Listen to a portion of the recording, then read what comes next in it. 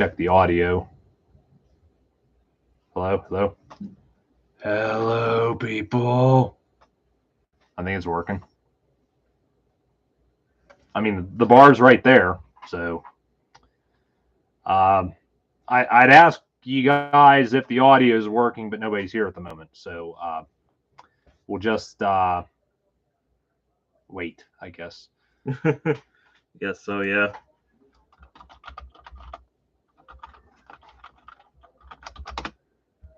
Yeah, if you can hear, let us know in the chat. If you can't hear, still let us know. I'm hoping things are working. I'm hoping I got stuff set up.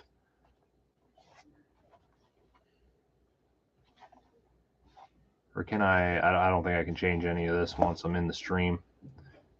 Customization. So, yeah.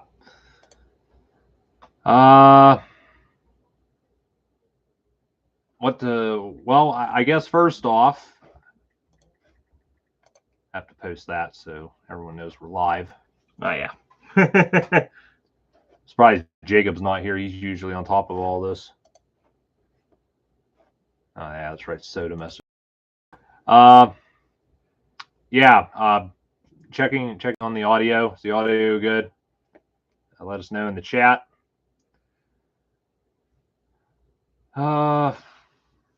You want to know something crazy? What we say on here, there's almost like a 15-second delay. Yeah, I think I've figured that out when being in other people's live streams. Yeah. Well, I know because the one time there I was in a live call with you and was doing a stream at the same time, and then it came up that like I would do something, you'd point it out, but it'd be almost 15 to 20 seconds after it had already happened. So definitely a bit of a delay. Yeah, again, if the audio is good, let us know. And if you're not there, still let us know. Yeah.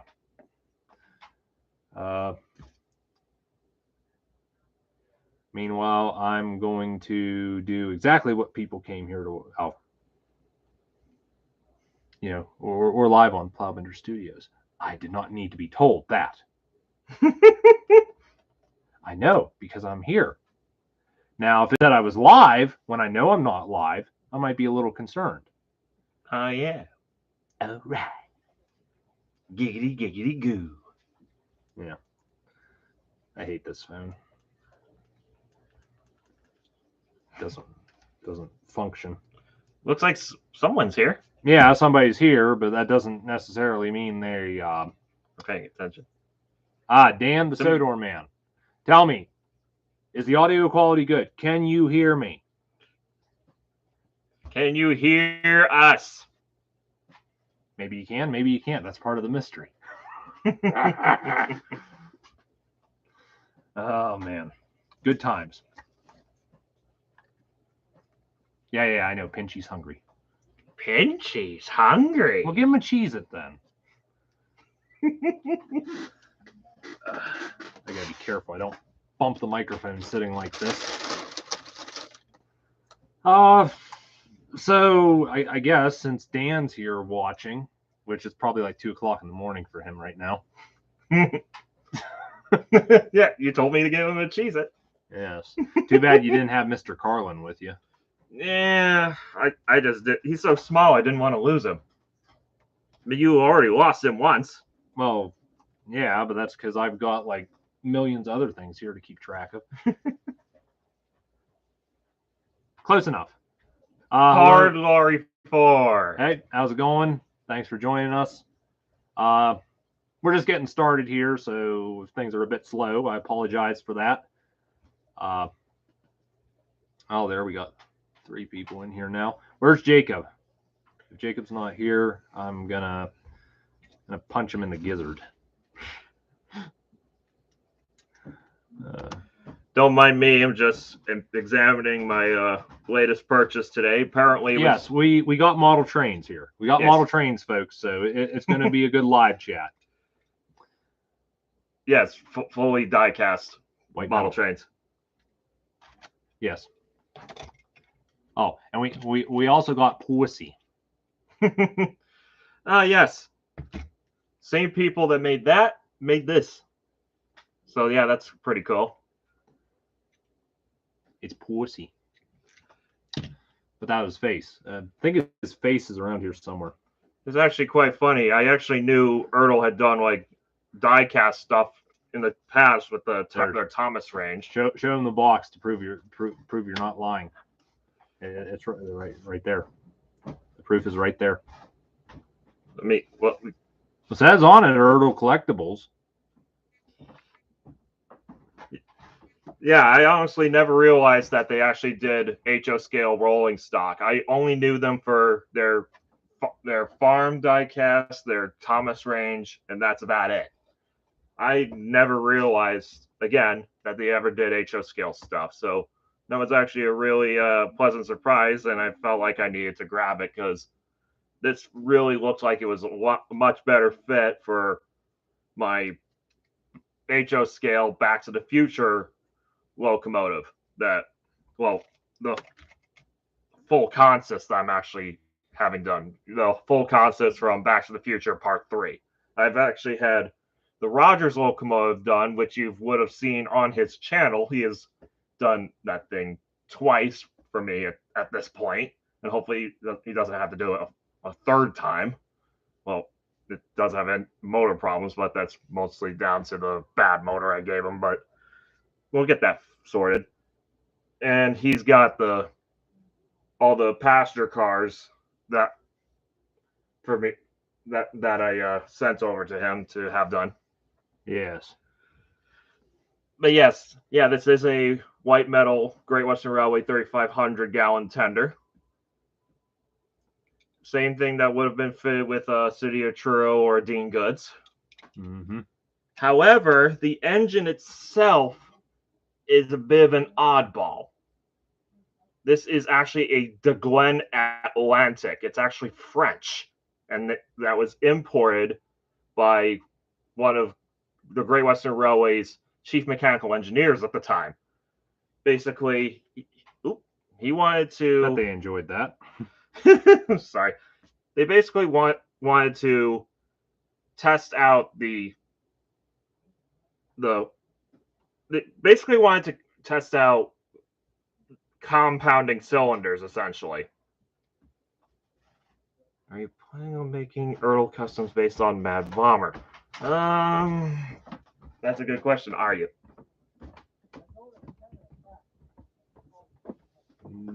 There really wasn't any customs in Mad Bomber other than stuff was converted to HO. That and some had certain things painted over, like names and stuff like that. I don't really think I'd be bothered personally. I mean, I have wanted to take a Donald or Douglas and just make it a regular, just a regular black engine, like nothing special. Almost like the ghost engine from Edward's Horror Story or something. Maybe. You know, the one that was looking for its lost whistle or something. I think he should have been looking for his lost tender. Yeah, he was. There's that damn phone. I wonder if that's. It would be cool to actually just make it a D261 that's all silver, though. Make it look like one of those clones. Yeah. Still, you got to take into account how much money do you want to spend on something that you not necessarily want. It's not like a high priority. Yeah. If a battered enough D261 ever came up, maybe you'd think about it. Yeah. Well, I mean, that's what I do with most of my Ertl customs is they start out as just, something that's pretty much to the point where it's been heavily played with, essentially. Yeah. Taking into account the engine I used to make Eagle, which would have been a battered James, there wasn't a speck of paint left on that thing. So it was a perfect way to give it new life, I guess. Yeah, may as well show off some of the stuff you've done so far. Well, it's up and easy one for you to do.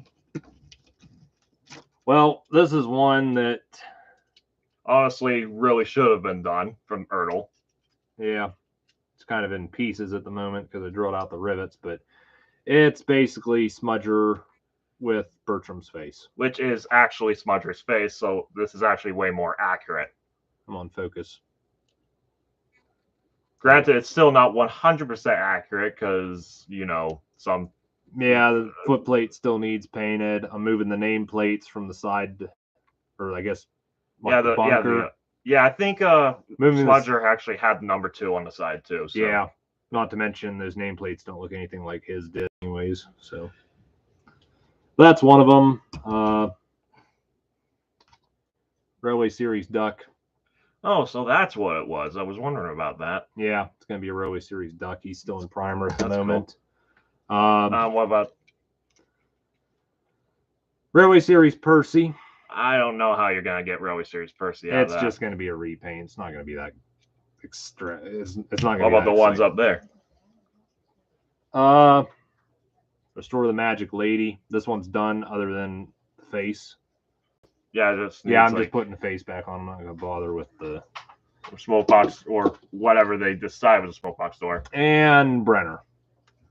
I thought that was Jennings. Nah, it's Brenner. I think Jennings. I think I do have plans to make it Jennings. I just got to get the right stuff for it. And there's also that Railway Series Toby you have back there too. Yeah, everyone's already seen that though. That's fair.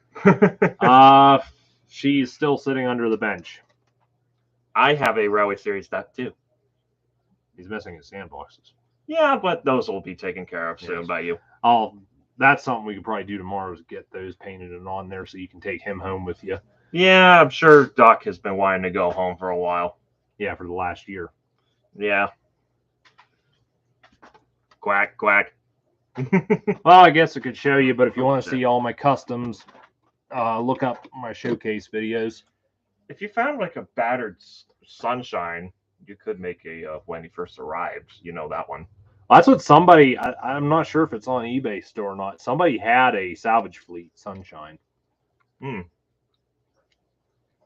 So he would. I also have him when he was in his LNER livery. Yeah, you actually made a custom of a Bachman Toby like that back in the day, and I wanted it back, and you sold it out from under me. I told you I was sorry. What more do you want? Well, you obviously want your Toby. Yes, exactly. You're gonna have to go looking for it.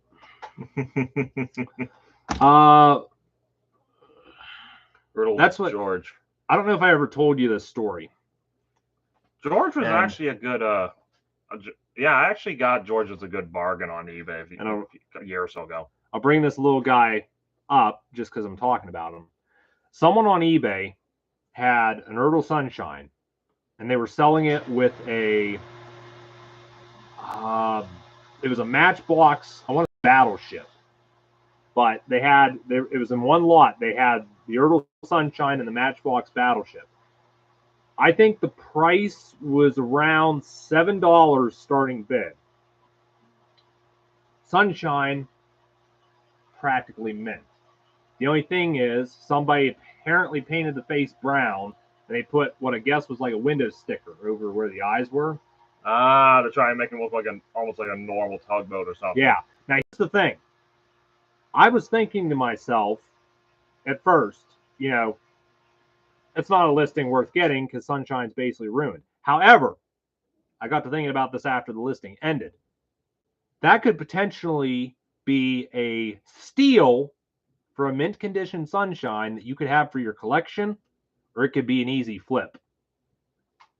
Because depending on what kind of paint the person used on the face, it could possibly be easily removed and get down to the original face. Or you go out and find another one of these that's beaten to hell for a discount price, but still has a good face, swap the faces.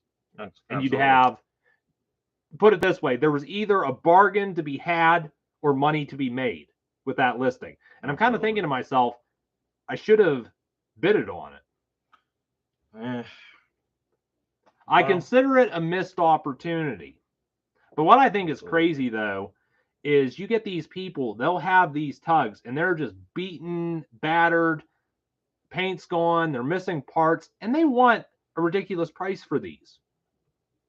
And I think it's just because of the limited numbers. But still, I'm not going to go out and buy something that's been completely destroyed and break the bank doing it.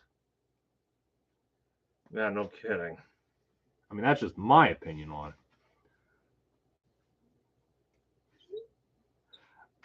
Not really. These are held together with screws. You could pull the screws out, and the face is held on with a screw just behind. Yeah, So, I actually like slightly loosened the screw, so it actually makes it a little less. So it actually made it a little bit easier to move the head around a little bit without possibly destroying it. Yeah, I did the same thing. Or Jacob's messaging me. It does get a little squeaky though, because that's plastic on plastic. Okay, I think they don't need to have their ears blown out. Oh yeah. I got Liz. She's adorable. Look how cute she is. Yeah, it's really cute. Also drilled the cab windows. Thought that was pretty nice. Oh yeah. Versus making stickers to put on. I know Ertl wouldn't have done that, but I like it that way. Then I put the extra effort into painting the cylinders and the steps. She's adorable. That's actually a lady lamp right there. Put that away. If you broke that, I swear to God, man. You're fine. Way too many hours. Just like with Ginty. Yeah, you just lost so much steam on that. There's so much work to be done. What I should do is just make some half cylinders, and just keep sanding them down till they fit right in there. Absolutely. That's probably what I would do too. What were you gonna do? Railway Series Duncan? No, this is Gary, I think.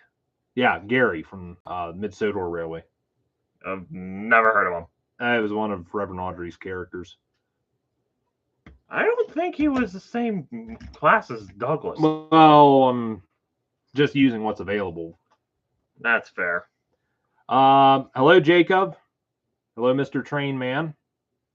How's it going, everybody? Man, we got a party going on here now. Where's the cake? We didn't get cake. We can't have a party without a cake. We could play spin the bottle. Nah, I think I'm good. Or we could play Spin Eddie and hit him with the bottle. Well, you missed. No, I hit it, but it bounced off the side. Oh, man. Yeah, it's actually my birthday. But my birthday is actually, well, it's not tonight, but it's actually 2 days from now, on the 3rd.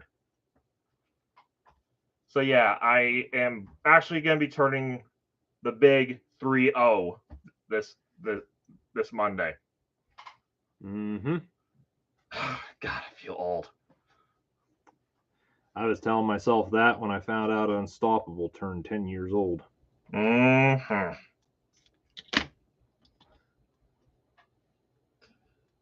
Good. Oh, good for you. You want a Scooby snack? Good times. But yes, thank you, Train Man. I appreciate that.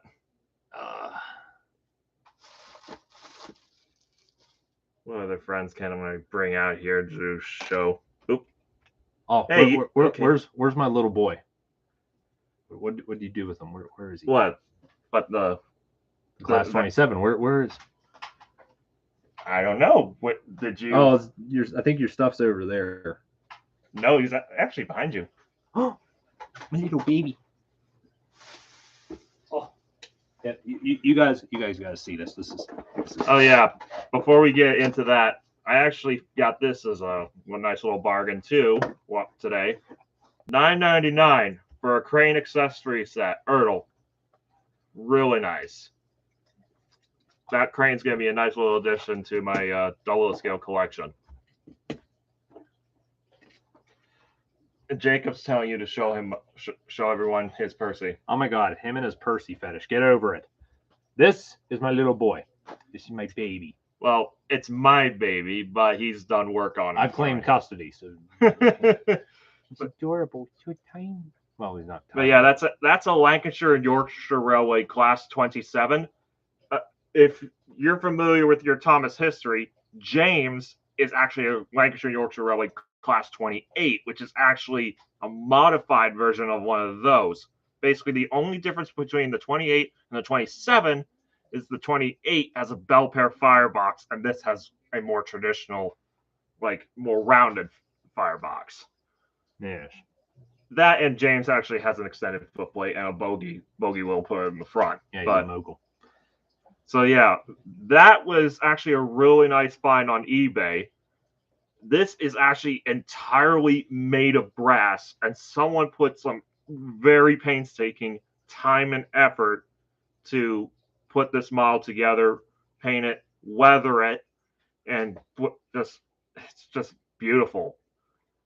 I have to really thank one of my buddies on one of the Discord servers I'm in for actually directing my attention to the listing for this. And man, I mean, I just love this thing to death.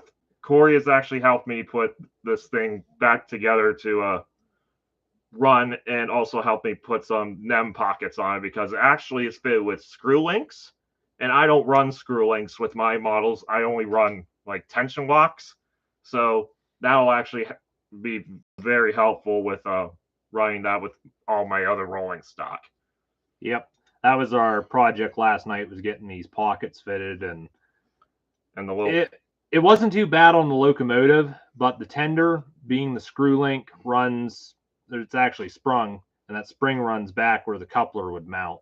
So had to build it up, drill it, and the best part is this is reversible. If you wanted to, you could just go in there with a knife, pop everything for the tension locks out, and you're back to screw links again. I mean, the screw links are still there, but right now they're only acting as, like yeah. See, there's another thing. You pulled an M coupler off, and you could use the screw links, no problem. I mean, you could probably still use the screw links, but it just depends on the rolling stock you use. Yeah, but yeah, I love this thing. I mean, he doesn't understand why I like this so much, and it's just the fact that you can clearly tell just by looking at it. Somebody apparently had a lot of time and dedication into making this model. They really knew what they were doing and actually had a real passion for this. Yes. And even best yet, this is actual real coal in the tender too. Mm-hmm. So yeah, I mean, like I said, painstaking attention to detail. I mean, really nice weathering job. My only problem, the only issue I would ever have with this is the fact it's BR black and not like Lancashire Yorkshire Railway livery. That's my only issue. Other than that, it's absolutely gorgeous. Yes. And it resides in its box. It's a nice little pairing with Ginty because it's got the early crest rather than the late logo. Yep. What else? Yeah, put Diesel 10 back together, obviously. Yep, got his claw fixed. Yeah, apparently some point the plastic that held the claw onto this part here actually had snapped. So I actually sent it back to Corey to actually have it fixed, and also so he could actually use it as somewhat of a reference for somebody else's Diesel 10 build. Yep. And then they changed their mind. They didn't want the model shortened. They wanted it full length. Well, now they changed their mind. They want a short version like that. I think it was pretty much a case of like they saw mine, just took another look at mine, and was like, okay, actually, yeah, I want mine just like that. Well, that's what I was really impressed, especially with how the claw turned out. And he's even made it to where it's actually posable, which is absolutely amazing. Wish I had Mr. Carlin. Yeah, well, it would be even better if we had Mr. Baldwin too. Maybe I'll get him next. Yeah, but like I said, I didn't really grow up with Baldwin. Yeah, but it's nice to have him. I could be like Jacob and complain every time every time Angelus didn't do the narration.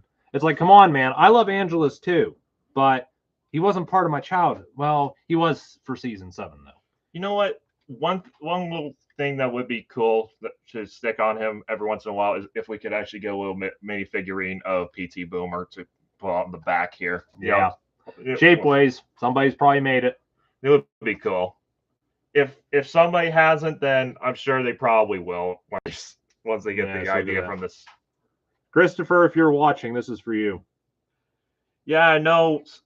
Dan DeMint, I know that Lancashire and Yorkshire Railway goods livery was black as well, but also had a little bit more pizzazz to it, I guess you could say. You should get another face that we can put the pinpoint eyes on. Well, thanks to that other guy canceling his commission, we do have faces that we'll probably put on him eventually. Like, yeah. So we'll have to drill some holes in this to accommodate some eyes, basically.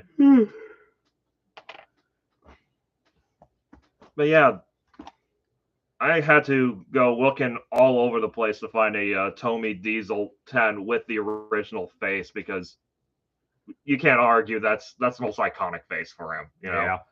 I was not going to have that CGI face. Ugh. Although you had Topka's fat that used Bandai, which wasn't bad, but yeah, it wasn't bad, but it's also have to remember how expensive those have gotten at this point. You're not going to tear one of those apart. I don't understand. There's people that got one, it's missing the whole claw arm, and they still want close to $100 for it. Why? Yeah, it's not like that.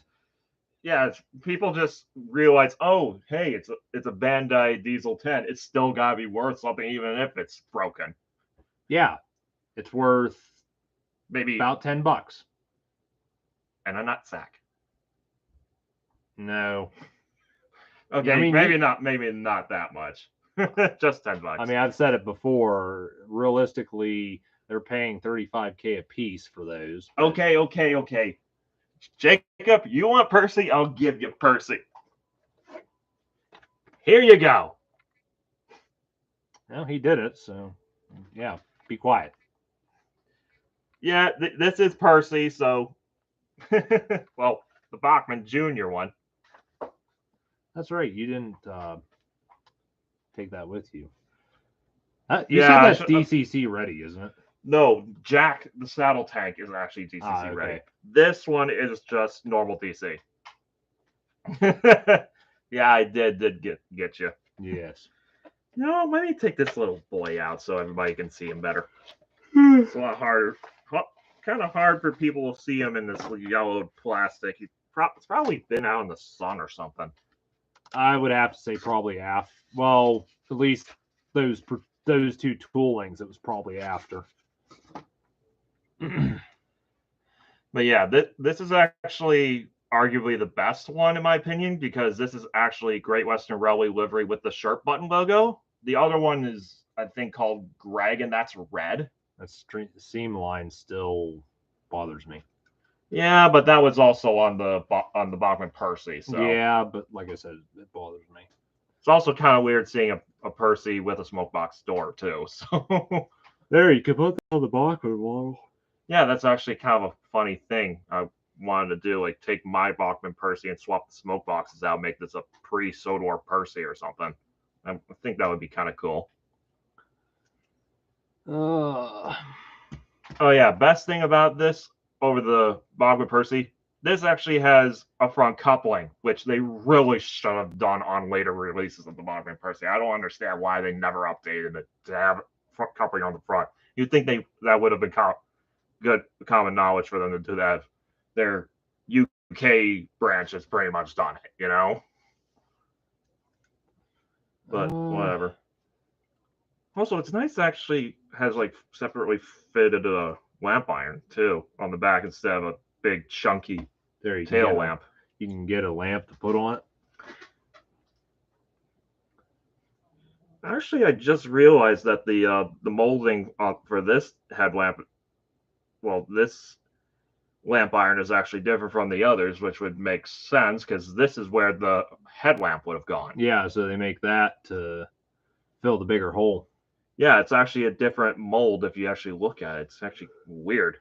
You would have thought they would have actually have tried to make it more symmetrical, but I guess I can understand. It's kind of supposed to be a starter engine for somebody, I Yeah, guess. they don't put a lot of, as the name implies, starter. It's a Not, starter set, yeah. somebody's getting started into the hobby. They're not in it already, and Yeah, they're gonna want something that's cheap and not like super yeah, expensive. serious modelers don't go out and buy those. Well, me as well now because they don't make those anymore, and Yeah. it's kind of Well, a collector's I item do now. find it funny because in some cases people say about, oh, serious modelers don't go out and buy something like that. Not always the case, because you get these people that want to get their kids into it. They're going to do that. Hmm, that's a bit of a ambitious project there, Dan DeMan. Dan demand. Apparently, he wants you to go looking for Bachman Thomas wheels so you can make a Gauge One Gordon I'll replica. be honest with you. I've looked at basically. I've gone online, eBay, and I've tried to find various models that I can part out to either fix up existing models or work on other projects. And I've complained about this. I made a couple posts on this matter that annoys me. You have people like, if you were to go on eBay right now and look up a Bachman Thomas. I don't have one here, but we all know what a Bachman Thomas looks like. If you go on eBay, search that up, you will find numerous listings. But if you search for a used Bachman Thomas model, you will find the cheapest one that you can obtain. I think it's like $79. Okay, and this thing is missing parts, paint scratched. If it runs, it probably doesn't run very well. $79. You can, I think, for only $10 more, you can buy a brand new one mint in box on eBay. And if you go to Train World, you can get it even cheaper. Why? I don't know. And this isn't just one case. This is, go on eBay, search it up. You'll see there's a lot of used stuff. You pay almost the price of something brand new. Why? It does not make any sense. If the model's damaged, it's not worth what you'd pay for a brand new one. And I don't know what these people are thinking when they list these. Yeah, and I only paid like what $60 for this. I mean, come on, you're not gonna pay $79 for something that's totally trashed, you know? It's people are just shooting for the moon and they're not gonna get it. Yeah. I mean, hey, there's no law against turning a profit, but when you overprice something like that, it's just ridiculous. Uh, Tell me about it, Train Man. He has a point. What else?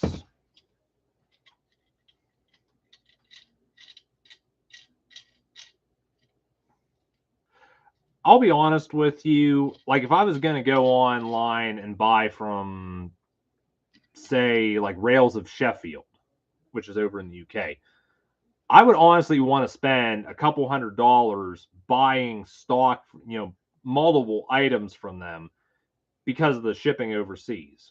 I bought stuff overseas, like the Ertl Thomas stuff, for example. Like, I bought whole bundles of these from overseas. The person has like one model I'm interested in. Well, I'll purchase like several others because it's still going to cost me like $20-$30 to get one of these sent over here. But the more I can get, the better the price is going to be. That's what a couple tubers I know there that are out of the country. I just recently sent them Christmas cards and Christmas presents yesterday because apparently the prices are going up here in October. And then I guess they go down in, I think, January next year. But it was one of those deals. I wanted to get everything out before the prices went up because international shipping is already expensive as it is. Which Thomas range is better? I'd say both of them have their pros and cons, so I can't really pick one over the other, to be honest. Yeah. I mean, like Hornby seems to have better, power in certain cases. Also, they kind of appeal more to the people who prefer a more realistic aesthetic, I guess. Yeah. I'll And be honest with you. I just don't care for the tender driven locos. me neither, to be honest. I mean, I can I mean, you understand it's can't all because with the tooling. tender driven locos, you can't get the realistic wheel slip. Yeah, you can't. But at the same time, these are models marketed towards kids, so they're not going to care about that. Yeah, but still, I mean, yeah, but I mean, that's one of the cons, though. That some engines being tender driven rather than being loco driven, which really I think all of us really would have preferred. And then Bachman also, I mean, it appeals more to people who prefer the TV show Yeah. because they look more like the models that we've always seen on TV. But there are some cons to them as well. Like, arguably, they do have some reliability issues at points. And also, some people think that they're either too big or too small for their scale. Mm-hmm. I mean, it's kind of up in the air. So it's basically I really can't pick one or the other. I like both of the ranges, but it's just it depends on what kind of Thomas fan you are. Again, Hornby for the more realistic aesthetic, Bachman for people who prefer the models on the show. Exactly. Yeah. I'll be honest with you. Another thing that really bothered me with the tender driven locos was the traction tires. I hate traction tires. I think they were trying to get rid of them near the end, but Yeah. I mean Thomas especially. I mean, I think there was this whole debacle I mean, if you a certain Australian man, Leo Kim video, he did that whole thing with the Hornby Thomas and talking about like traction tires and something like that, and he was complaining. He in his manual they were talking about traction tires, and he was like, "There's no traction tires on here." That's not a bad thing. And then Simierski, not long after that, he was actually doing his own video, and interestingly, in his instruction manual, the words traction tires were nowhere to be seen on that. So, yes, Simierski. So obviously, Simon A. Martin used to say, "It's the United States versus Great Britain." Yes, I'm quoting Scrapyard Studios. I love that guy. But yeah, so apparently, near closer to the end, they were trying to phase them out, but I mean, which I feel was for the best, but at the same time, they were starting to really go up in price. But it's not really their fault. It's kind of Mattel's fault. Well, it's like you and I were talking earlier there. Everyone says Hornby was discontinued because the models never looked like what you saw in the TV series. But like I said, the problem was they got to be too expensive for what they are, especially when some of them were, especially when the toolings for some of them dated clear back to the Triang era. Yeah, the 1970s. Mm-hmm. Well, even back to the 50s. Yeah, and to be fair, that's all because Mattel and Hit Entertainment were absolutely ramping up the licensing fees on all Thomas merchandise, and they had to adjust the prices accordingly. Well, then you get people talking about Bachman upping the prices because of the licensing fees, and they're like, "Well, how much do these licensing fees really cost?" It's like more than you can imagine. No kidding. Sometimes it's hard to even turn a profit with all these licensing fees and all that stuff. Mm-hmm. So they have to try and make every buck that they can just to keep the line alive. Yeah, and it's like I told you too, like with Lionel, I think that's why they've discontinued a bunch of their range is just because they can't afford to keep paying the license and producing products like that. Yeah, they don't even do the G gauge line anymore because Bachman's kind of just pushed them out of that. They didn't. Early 2000s, I think, was the last time they did anything like that. And I mean, when they did that, they didn't even bring back the James model. They just brought back Thomas with updates, and that was it. And you're fortunate to actually have James, so that's actually pretty cool. Yeah.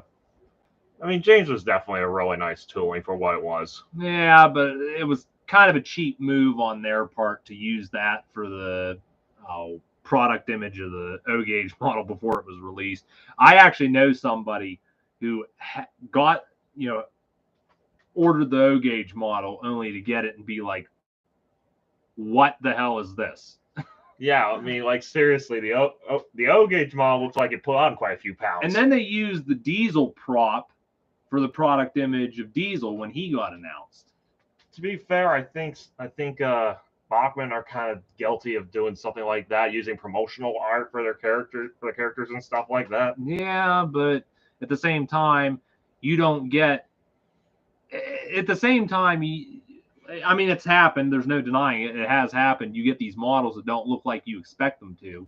But oh yeah, hugest case in point. Remember when they were using the prototype images of the models to advertise them, and they looked almost nothing like what we actually got in the stores. I mean, especially with the faces. Holy crap! Yeah. Now it's like anything else. You win some, you lose. I think this Hornby Thomas is actually from the '80s. Thinking about it, I'm not too sure. Might be from the '90s. I'll be honest with you. Unless I see like hard evidence on that claim, I don't believe nothing. It's no different than when they said Ertl was going to make, what was it, OJ and Top Hat. I never believed that until I saw the Top Hat prototype. And even then, we still have no proof that OJ was going to happen.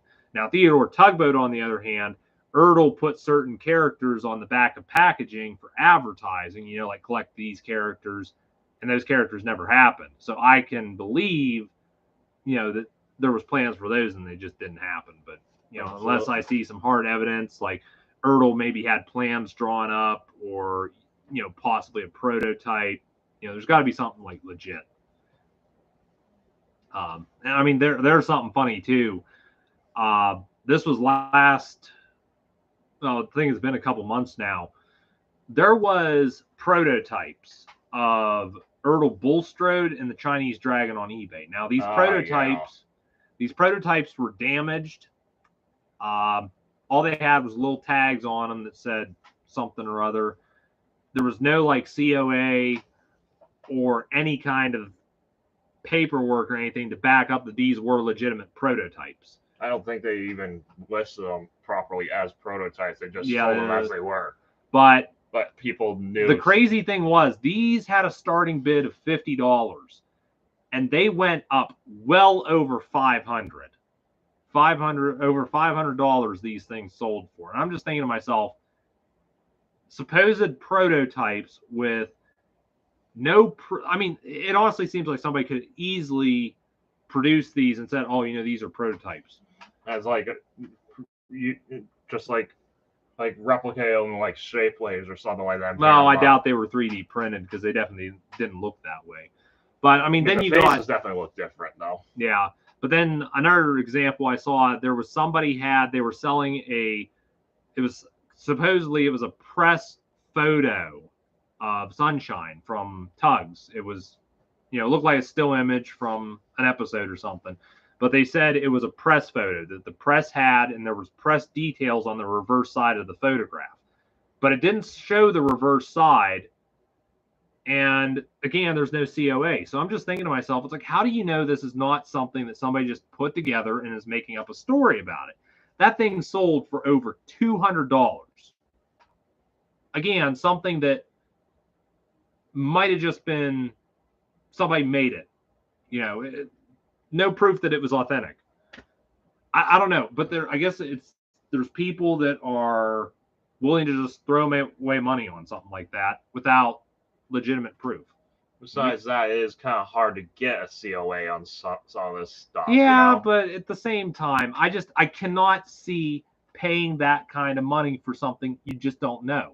Yeah, I mean, don't get me wrong. I mean, I probably would have thrown a bid in, but I mean, then again, I probably did have an inkling that I would probably just go for crazy money. So, and of course, we were right. So, Yeah, but like I said, I didn't understand that.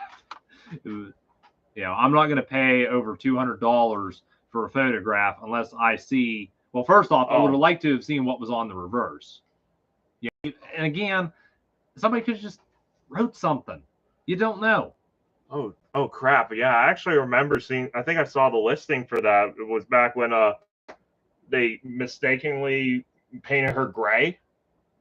That prototype Mavis where they accidentally made her gray instead of black.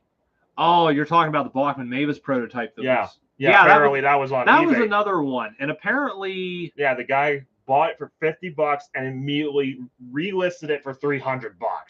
Somebody, I don't want to give away too many details here. Oh God! But I guess somebody did talk with someone at Bachman about that prototype. They could not authenticate it, but at the same time, they weren't saying it couldn't be a prototype. So, yeah, okay,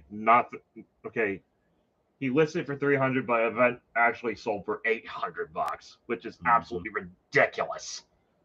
I guess Thomas fans will pay whatever it takes just to get something like that. A one of a kind thing like that, or supposedly a one of a kind thing.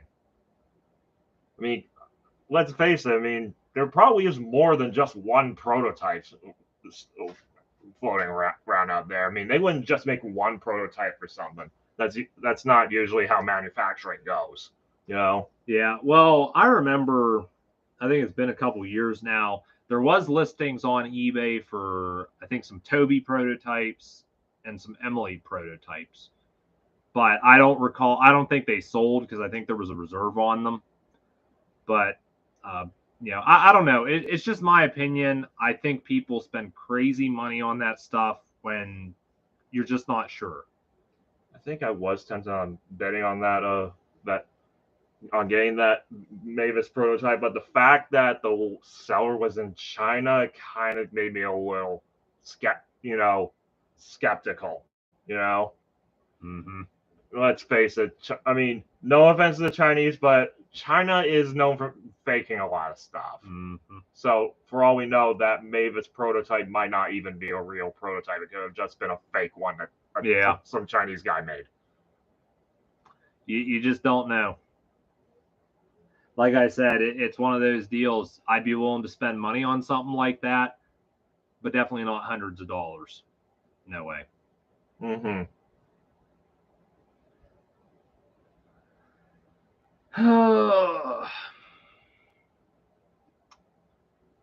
And in other news, keeping up with the chat. There's currently a diesel Renaissance since we're Topham having Porter sample test packagings on eBay for $60.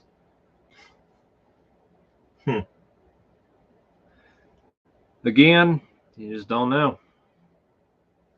One of these like take along or something like that. See, it's kind of funny too, because like I could take an Ertl. I could take an Ertl model of, I'll say Percy.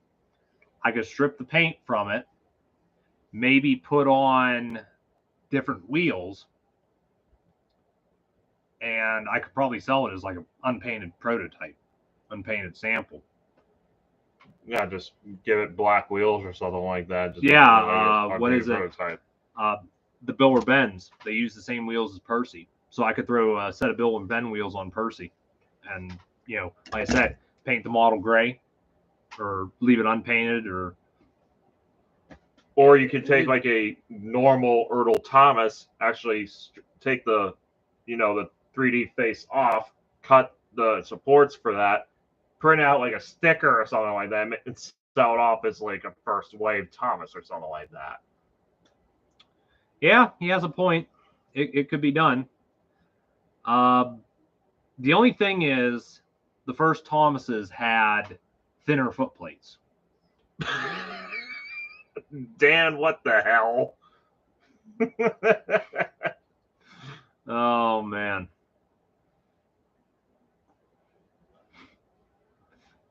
What was? Oh, I'm trying to remember something. Oh, Jacob was showing me. You watched Jay Leno, didn't you? When he still had his show. No, I don't. But I watch his YouTube channel. There was one episode. I don't know. Maybe he did it several times, but there was one episode they had weird things that they found on eBay. Like they had one guy was selling his beard hair, his beard trimmings in a Dixie cup. And I think it sold for like $1.25. Okay. There was another one. Somebody had a T-shirt listed. It was listed as shirt from guy who slept with my wife, and they had it starting bid of 10 cents, and it sold. And it was funny because Leno there, he made the joke. He's like, "Oh, imagine that! It's probably this guy bought his shirt back. You sleep with another guy's wife, and it only cost you 10 cents." Oh no. And I mean, they had another one. It was like a piece of toast with a fly baked into it, or something like that. There was a mouse on a bike, a stuffed mouse on a bike. Trying to think. They had a bowling alley where Obama apparently bowled for like $50 million or something. Oh man. Oh my goodness. And I mean, I just thought it was crazy, some of that stuff that sold, like the Dixie cup with the beard trimmings. It was disgusting. He made the joke there. He's like, "Oh, imagine you just put water in that, and it's like the ramen noodles." It's like, no. I mean, I don't know what's crazier, the fact that somebody would list something like that, or the fact that somebody would buy something like that. I think they're both just as bad. Oh man. Speaking of this, buying mystery boxes for other normal, but no, I would definitely not. No real way to tell what the heck could even be in those things, And I'd rather not end up receiving anything illegal or whatever. I forget what retailer it was. They were selling mystery boxes for like model railway stuff. Like you paid $10 or $20 and you got a box like whatever. And it could be anything from like scenery to maybe cheap rolling stock or anything like that. Yeah. I guess it was a way to try to eliminate overflow stock. So, it's a deal. You take all this, you pay $10 and you can get like all this stuff or what have you. I don't know. But oh my goodness. There was a few news stories of a girl who put herself on eBay looking for a date, and she got the money and the guy. Must be nice. I can't get a woman to pay attention to me. Maybe you need to put yourself on eBay. I'd get no bids. Nobody wants my ass. Well, you never know. I mean, I've only been single for the last 6 years. Get used to it.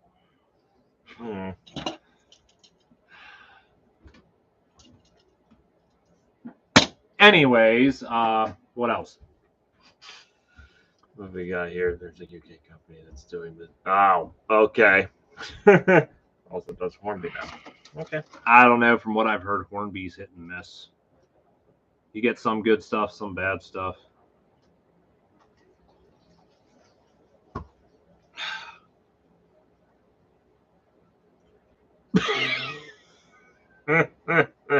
I don't think you get as lucky as that other guy. Yeah, and I don't think I got enough beard either. Well, you're going to grow out your beard for the next few months.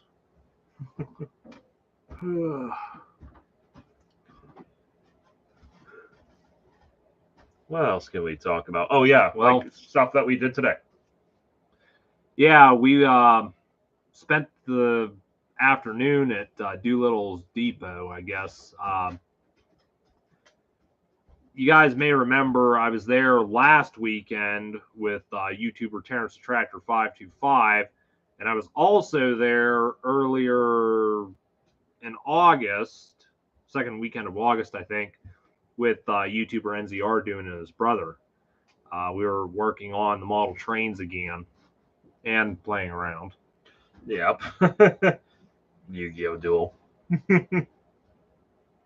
Well, no, I was talking to you and me. We're working on the model trains and messing around today. Yeah, I was messing around, running some of my models on the layout. That was pretty fun. I never got to run any of my models on what is essentially a professional layout almost.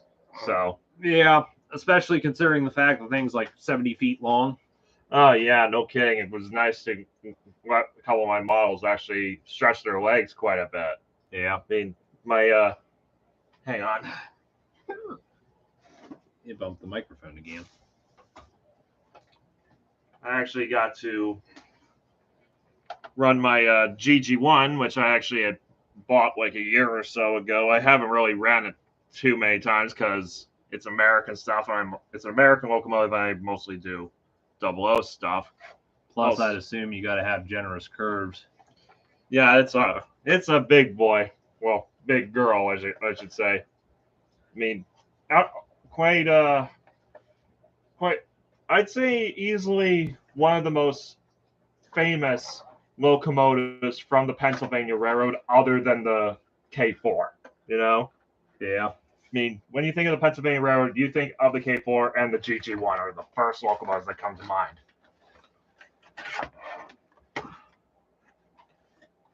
I actually bought this thing off of eBay for like $80. It was a charity thing. And these things actually are like, what, $150 to $200 models brand new. And this thing is practically brand new. It's just, I mean, everything was packed like it was from the factory, but it's just got a little bit of box wear. That's just about it, you know? And I also ran this little thing. It's actually a very interesting thing. Apparently, it's something new that Bachmann's doing at this point. Like, I think they probably introduced it like maybe last year or so. But basically, you can actually control this from your phone. It's basically you put the train controller up to full power, and then you use an app on your phone called the Easy app, and actually control the train from your phone. So it's almost like a cheap way of doing a cheaper alternative to DCC, essentially. It's a really cool concept, but at the moment, I think they do a couple of diesels and a couple of steam engines, but not too many things right now. So I honestly don't think I'm ever going to really go to this full time at all.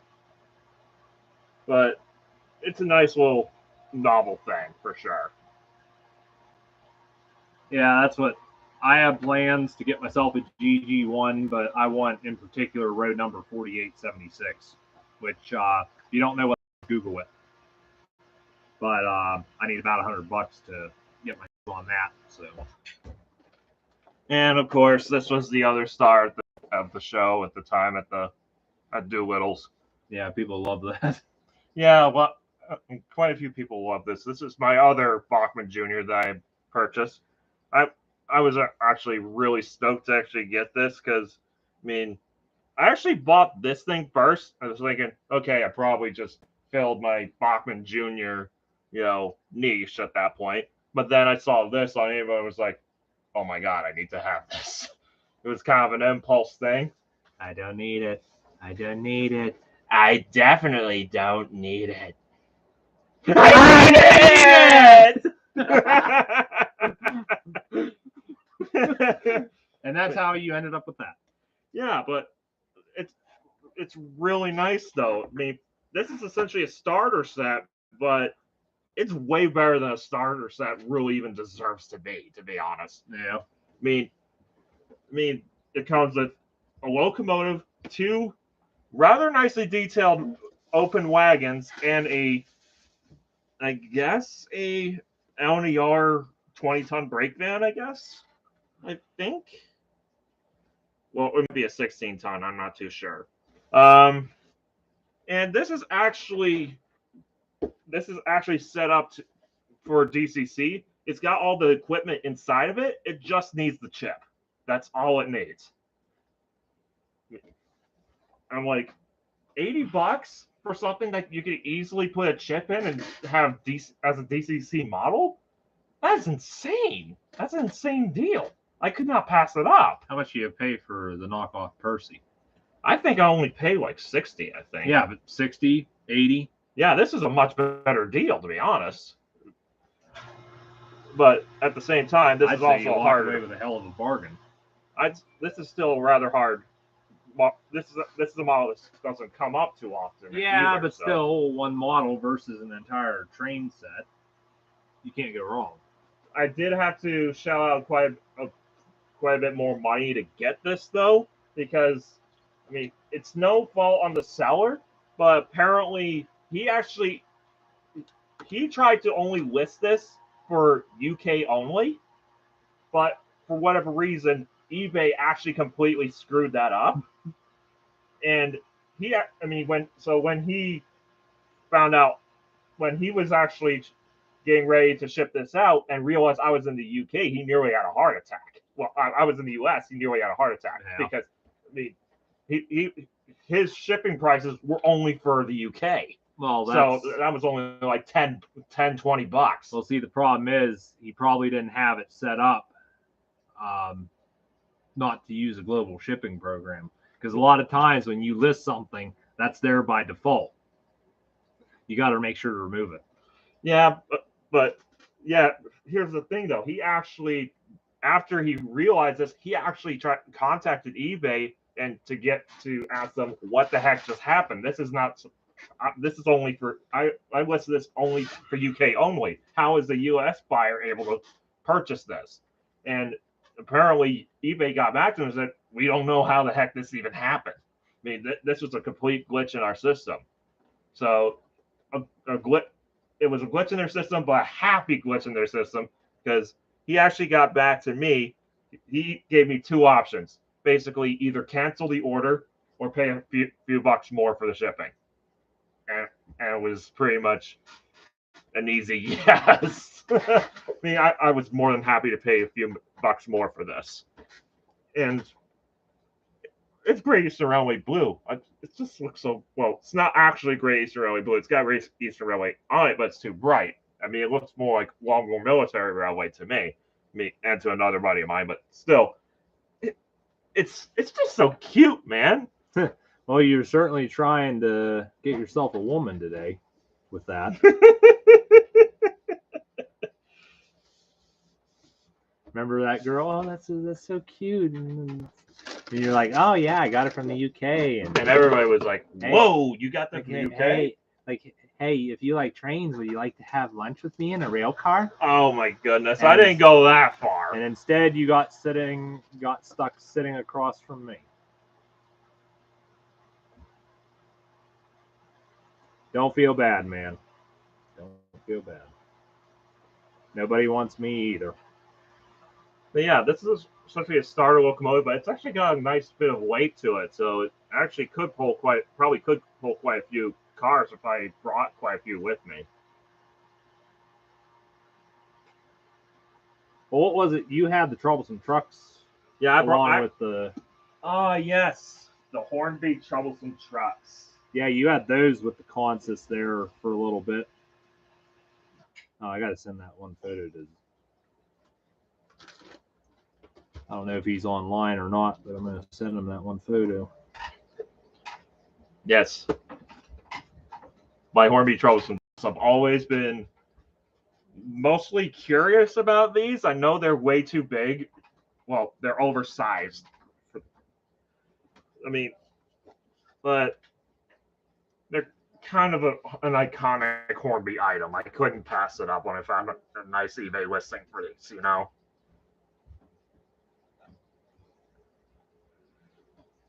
And they stand out. I like how they stand out from all other stock, to be honest. Just because, you know. Yeah. I think I only paid $20 for these, plus shipping, obviously. and that's actually I feel that's a pretty good deal considering, Hornby's obviously not doing the Thomas range anymore. I think I bought these like a couple of years ago. Yeah, you might as well snatch them up while you can, while the prices are still Reasonable. somewhat reasonable. I don't know. I just really hate these people. It's like we talked about earlier. You get some of these people, they try to get buku dollars out of something that's not worth that just because they think they're sitting on a gold mine. Yeah, ridiculous. Man. Well, keep in mind you're overseas too. Yeah, so. I'm overseas, man. For him, they're probably a little more accessible. Yeah, they're way easily accessible to you because you already live in the UK. Okay, I live in the US, so I actually had to pay a little bit of a premium to actually have these shipped overseas. Mm-hmm. And besides that, these are eventually going to go up in value anyways, because, I mean, any Hornby Thomas product is, well, almost like gold at this point. Yeah. A little hungry and thirsty. Well, good thing I brought these now. Yeah, I'm going to have to go get a beverage, though. Yeah. Unless you want to go get a beverage. I mean, I did put them out and doing an iron brew in the fridge if you want one. That works for me. All right, I'm going to grab those real quick. I'll be right back, folks. Yep, he's going upstairs, so it's my turn to steal the show. I'm gonna be just like Christian on Train World when Ken Bianco Jr. left to go to the warehouse. Not really sure what to do. I didn't think I'd make it this far.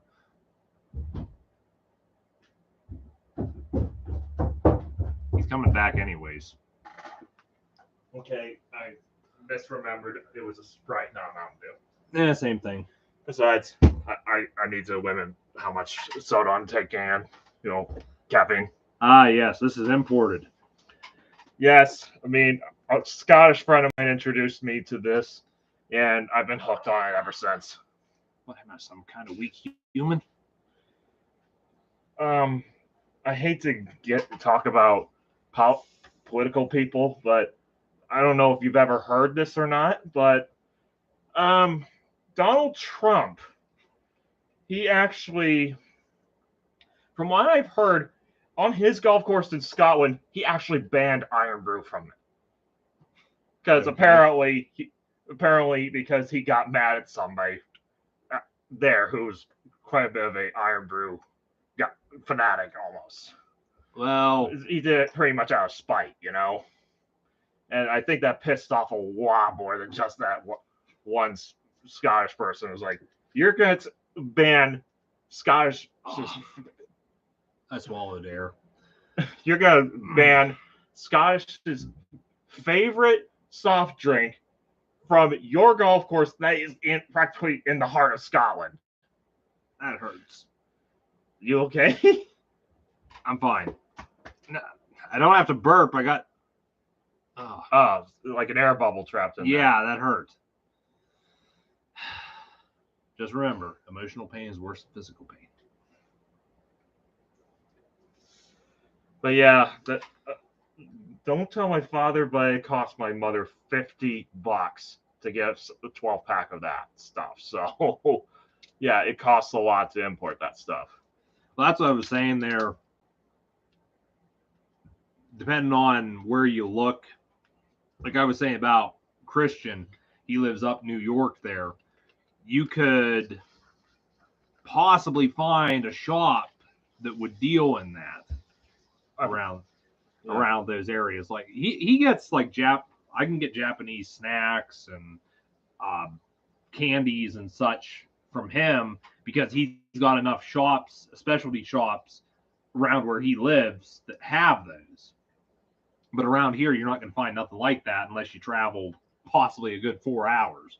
Yeah, supposedly, I've heard that supposedly Florida actually does stock Iron Brew, but I've never been able to confirm that. Yeah, that I've heard. That's just hearsay I've been hearing. Well, again, probably some. Well, I complain all the time about we don't have Mars bars here in the States. Mm-hmm.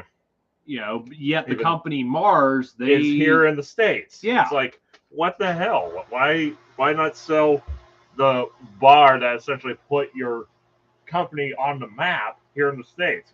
Yeah, but apparently you can go to some of these specialty shops and they'll have them. But again, I don't live anywhere near any of these specialty shops. That's why I find people like Dan who live in the UK who can send me some Mars bars.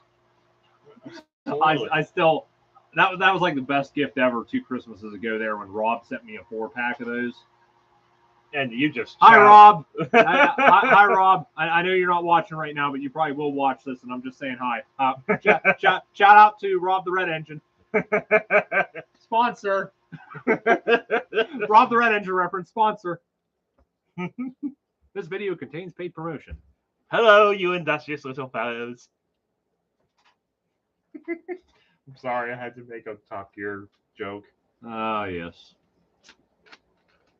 Hello to Richard Hammond, Jeremy Clarkson, and James May. If you're watching, you probably aren't because you don't watch crappy television. Well, to be fair, James May is quite a bit of a model railway buff. So, well, yeah.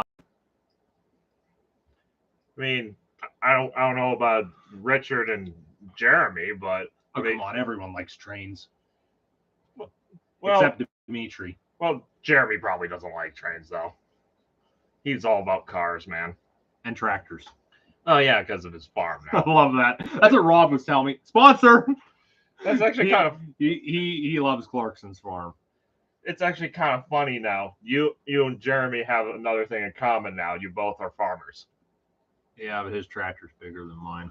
Yeah, he's got a Lamborghini tractor. I like the one segment where he was talking about why he likes combines. He's like, oh, I'm so fascinated with these. They know how to keep this and throw out this, sort this over here, put this there. It's like, I mean, they are fascinating machines. I know because I've run one for the past few years now. Unfortunately, it's one of those deals, though. In some cases, the combine's only as good as the person running it. Yeah. Unless you don't have it set up right.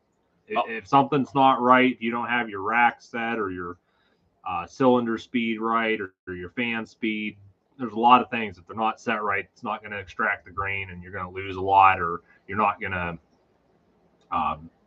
you're going to get too much dirt, etc. That and I always had a fantasy basically that one day I was going to take my girlfriend out on the combine. That day just wasn't meant to be. Hopefully that's floating around somewhere. What'd you lose? One of the sandboxes. Oh, okay. Yeah, it's probably there somewhere. Because I laid something over there by mistake. Don't feel bad. I lost a spring today. Oh yeah, that's right. You were digging around on the floor trying to find that. I bet you anything. The moment it fell out of there, it fell into another dimension. Or it probably got lodged in somebody's shoe or something. I don't know. I wonder if I got any springs in my spare parts box. I'll have to look, maybe. I don't think I got. It looked kind of like one of those springs for like a front truck or a pony truck, Oh yeah, I think it was for like a track cleaning car or something. Yeah, I went on that scrub pad for that track cleaning car. Which there's something we can get back to is when we were at Doolittle's there, we showed up. I think it was a little after 12. We got there. First thing we did, messed around getting stuff out. We did have to do a little work to get the layouts going because there are, some things that apparently stopped working since we were there last. I also took time, did some maintenance on the layout since I was there. Eddie and I messed around running trains. We ran some of his models. We ran some of mine. We ran some of the other. Well, mostly your rolling stock. Yeah. Did work on some of the layouts there, did some cleaning. Finally got the floor swept. That was something me and Christian there when we were doing that last weekend. We kind of had to hurry him and get out of there because we already stayed later than we planned on, which Eddie and I did the same thing. But I also picked up a few locomotives there at the depot.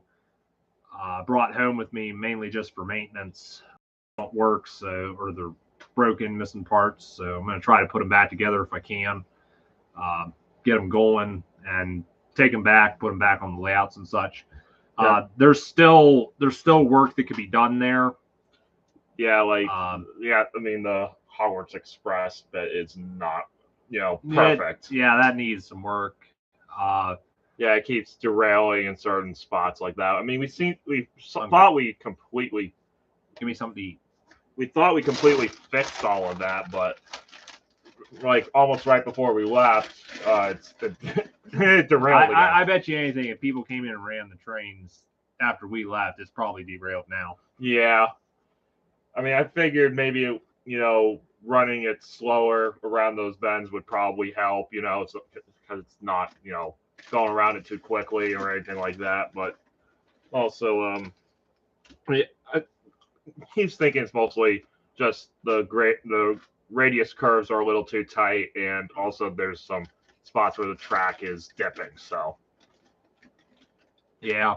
But then there's a circus layout, which I guarantee there's a whole day just into fixing that up, getting it cleaned up, working, etc. There's numerous parts of the scenery which are just all over the place, or they're broken. Need a locomotive for that, because the locomotive that was there, I don't know where it's at. It doesn't work at the moment. Track needs reset, etc. And it's just, I opened it up there just to figure, maybe I'll do a little bit to it. And you realize just how much work. Yeah, it's like I'm just gonna save this for another day. Yeah, it looks like it's gonna be at least a full day job. Well, I was telling you too, between locomotives and rolling stock on all those layouts, especially the HO one, you're gonna have at least a day into maintenance, servicing, switching out couplers, fixing missing wheels, fixing missing couplers, putting parts back on. Yeah, probably replacing plastic wheels with metal ones and stuff like that. I don't know if I'd go better running. Better running, because plastic wheels pick up so much grime and shit like that. Yeah, same with traction tires. Traction tires are even worse. That's what we're actually going back to Doolittle's tomorrow afternoon, meeting his family for a dinner. Yeah, before I actually end up going back with them to the hotel before I leave, the following morning. Yeah, but we're gonna have a little bit of time to mess around at Doolittle's. Not a whole lot, but a little bit, yeah. If we want to mess with some trains, we can do that. I mean, we'll probably only have at most maybe half an hour to mess around, but I mean, hey, it's something. Yeah, I mean, at least I could get a little bit more footage with my trains on the way out. I mean, nice way to end the trip. Nice little high note to end the trip on, basically. Yeah. But of course, the biggest high note was hang out with my buddy here. Now let's not be too generous. Nobody likes a suck up. Okay, how many of those hoppers was that GG1 actually hauling? A lot. Okay. I mean, I honestly never even realized how powerful my GG1 actually is. But yeah, not only was it actually hauling a track cleaning car, which is actually causing a lot of drag, mind you, it was also hauling 1, 2, 3, 4, 5, 6, 7, 8, 9, 10, 11, 12, 13, 14, 15 of those big hopper cars that, your Shawmut line cars, along with the caboose at the very end. So that's 17 cars. Well, I'd like to, 16 cars and a track cleaning car. Yeah. Actually, Dan, Christian did that last weekend. He put his H.O. Thomas, Annie, and Clarabelle on the layout. And also filmed something, too. He did a remake of Percy's Predicament. Shameless plug. Check out his channel or check out the community tab on my channel. I did leave a link to that video. Honestly, I mean, I don't think we'll ever have enough time to like do something like that in just like half an hour. But it would be nice, like maybe next year we could probably take quite a bit more footage and edit that into a video or something. Yeah, you could do a remake of Dirty Objects. That's what Christian was telling me. He liked the one thing he liked the most about that layout is the long stretch. You could do a lot with that long stretch there for filming, like either the runaway or the shot with Toby and Daisy at the ending there, which I wish you would have had Toby running. Mm-hmm. I think that would have made it look a lot better, but I think it was still good considering the duration of when it was filmed and just everything else. Because keep in mind, we did a lot that day. For sure. Realistically. I was there. I showed up a little before 9 o'clock. He got there, I think, a little after 10. We worked on the layout till noon or a little before noon. Bob took us out to breakfast. Then we ended up going back to his place to pick up the N scale module, which while we were there, we had to check out his layout, which his layout was massive. And I think we killed a good 1.5 hours at his place. Then we went back to Doolittle's and we still got a lot done. Bob left at 3, but Christian and I, we stayed there till after 6, and it's like crazy. I mean, I would have probably stayed about that long, but yeah, I would have liked to as well. But like I said, we'll be back tomorrow. We can mess around a little bit. Yeah, just one little last hurrah before we, end this, get together.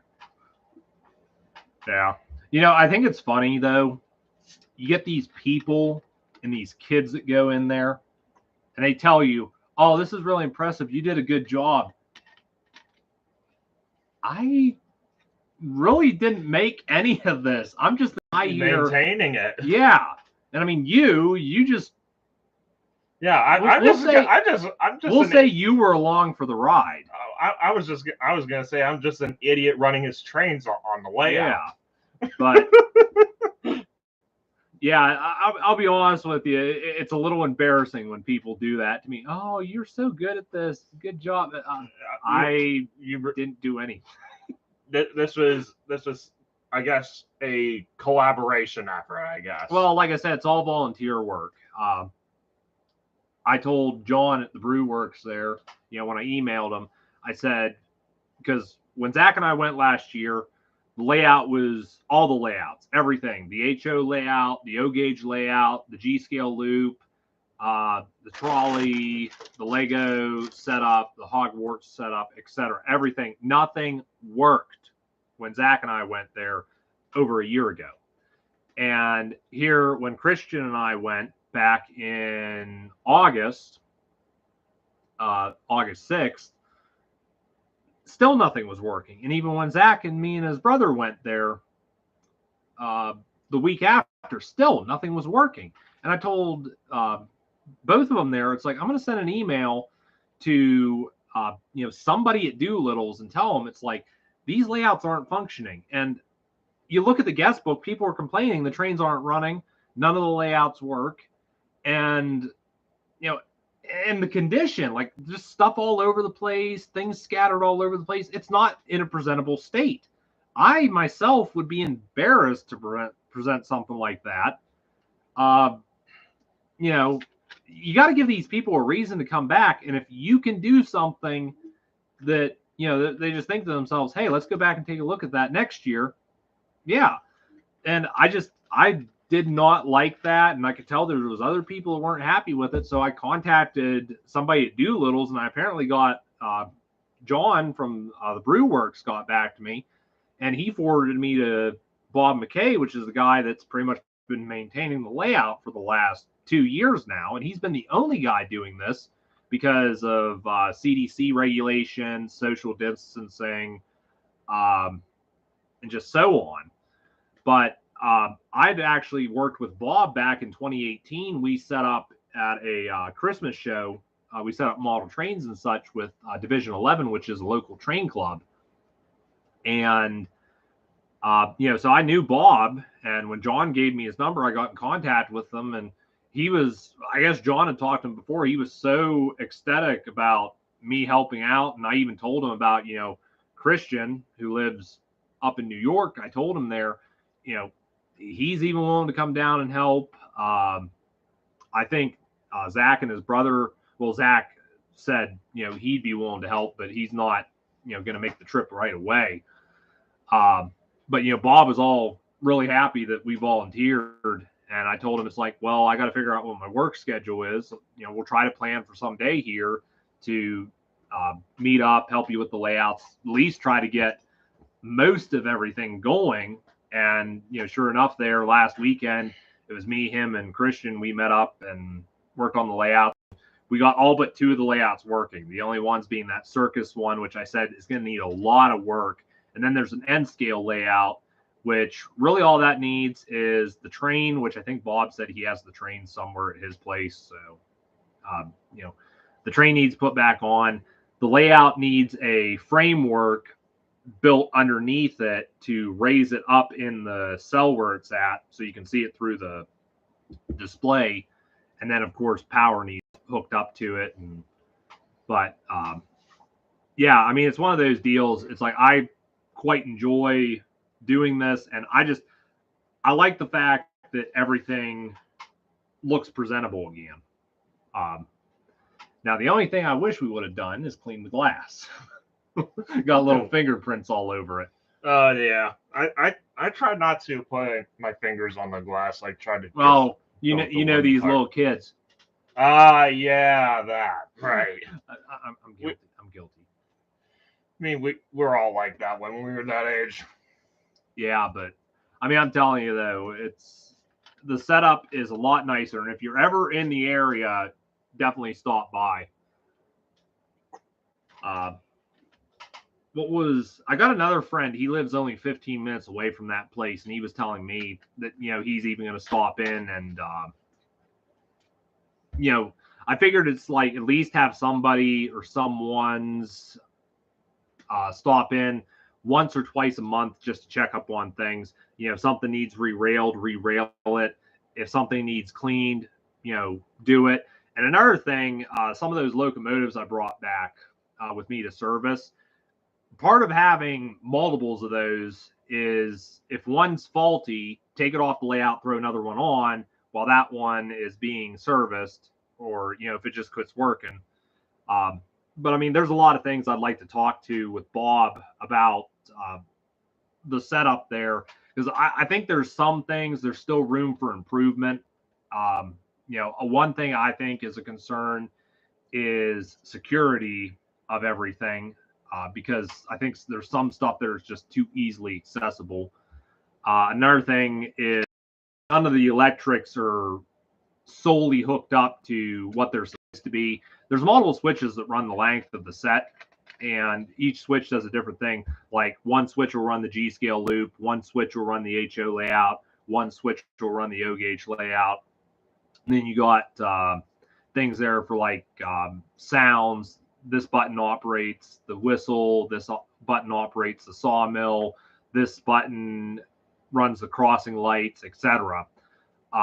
There is a guy I want to see about getting in contact with. He's actually new to the electrical business, but I want to talk to him and possibly forward him to Bob, see if maybe he'd be willing to volunteer to try to hook up all the electrics that haven't been done yet. Granted, he works more like industrial electric, but it's pretty much the same thing, just less, smaller scale, I guess is what I'm saying. Yeah. But I think Bob there, he'd be willing to let the guy advertise if he volunteers to help, and sort of like me basically. But that's the thing. Those layouts, again, they're volunteer driven. And I felt bad for Bob because, like I said, within the last 2 years, he's been the only guy maintaining the layouts. And his old age is just, it's catching up with him, and he just cannot keep up with that. In particular, there's a trolley track that runs at the back of the layout. I worked on that for a good portion of the Saturday that me and the rest of the guys were there. that layout had not run in 3 years because it's so far back. Bob couldn't reach the tracks to clean it or service the trolley, and that's why you need people like me, Eddie, Christian, etc. Um, and like I said, it's all volunteer driven. And if you don't have people to volunteer to maintain the layouts, they're gonna be in the state they were a month ago. Just people donating their time and energy to what is a good cause, I guess I'd say. Yeah. Well, like I said, though, it's a matter of keeping it presentable. If you present something to the public that they find interesting or they enjoy, they're going to have the ambition to come back again. If you present something that's, it's just a disarray, ugly mess, they're not going to be interested in that. Mm-hmm.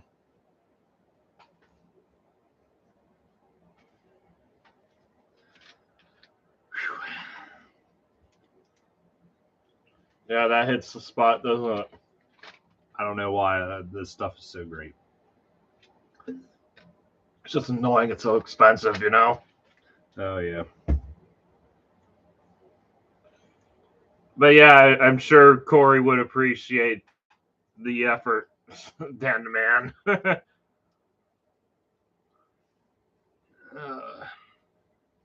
What did you say? Soda, I guess, wants to show up next year. Yeah, a buddy of mine I actually introduced to Corey this year. He actually wants to come by and help him out a little bit too, and just also to hang out with us pretty much. Yeah. I do know next year, in terms of meetups, I know next year NZR Doing is going to be showing up in March. They're having a model train show in Somerville. So I know he's showing up to go to that, and I'm planning on taking my G-Scale stuff. He might meet up with me again next year, later in the year, like August, like we've done the last 2 years now. I don't know for sure. No, Soda must have heard his name. Speak of the devil and he shall appear. But yeah, other than that meetup with NZR Doing in March next year, I don't know about any other meetups. I'd like to do some traveling myself, but this guy needs to come up to Michigan sometime. Yeah, I want to go to Detroit, check out the old Packard plant before it falls down, and probably the Cadillac plant too while he's at it. So just don't go at dark. Yeah, no telling what kind of bad people could be lurking in the dark, especially in Detroit. Like you.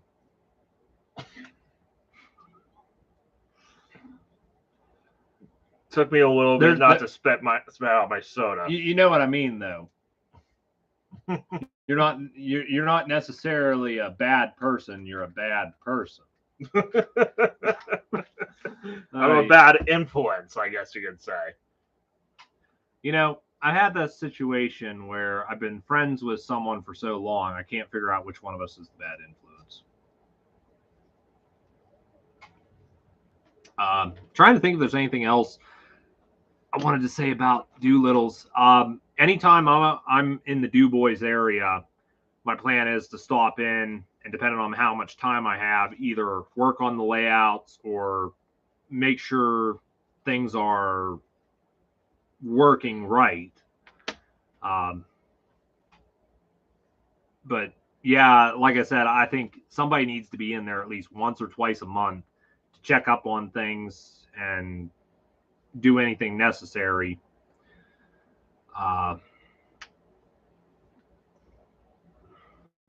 But now I can't believe I'm doing this, but I am actually looking into getting myself a couple HO models to have to run at Doolittle's. Aside from your treasured trauma line stuff. Yeah. But at the same time, too, I'd kind of like a small layout here at home to run some stuff on as well. I was looking into a small layout, something maybe 4 foot by 6 foot, which a small modular, essentially. It's something you could possibly have portable or something. if I did it right, I could probably make one that was split in the middle. That's kind of what I want to do with eventually when I want, because the biggest thing, I don't know if it'll happen. I really want to make like a modern sort of, well, replica of Reverend W. Audrey's Farquhar Mark II layout. Mm-hmm. You know, just using modern materials, modern buildings, all that sort of thing. Like if he was alive today and built it today, what all the materials he would use and so forth. You know, Yeah. basically taking advantage of everything that's on the market today. You know, so kind of a sort of a more easier way to go about it, I guess. You know, rather than scouring the planet trying to find all this really old stuff. You know what I'm saying? Yeah. I mean, holy crap! I mean, I have to tip my hat out to White House Productions. Holy crap! His replica of Farquhar is amazing. Yeah, that's what. Like I said, I'm looking at a 4 foot by 6 foot layout, which that table over there next to the steps, that's 4 foot by 6 foot. So and something like that, yeah. Yeah, and I think it'd be small enough that I could move it easily, but it'd be big enough where you could run a decent consist, not a long consist, but a decent one. That's what Doolittle's there. You could definitely run a long consist. Oh yeah, for sure. But I mean, like I said, I ran my GG1 on that thing. I mean, with 15 Shawmut line hoppers, and that was still like maybe like not even a fifth of the length of the layout. Yeah, and I mean, I'm still looking at like my options for track because I'd kind of like to go with the Blockman Easy track, nickel silver, obviously. Obviously, yes. But I'd like to, I think the Blockman Easy track, just because it's of its simplicity. I'm not going for like a spot on, perfect, realistic, accurate layout. A little bit of scenery and such. Something like this. It's simple, but it's not too simple.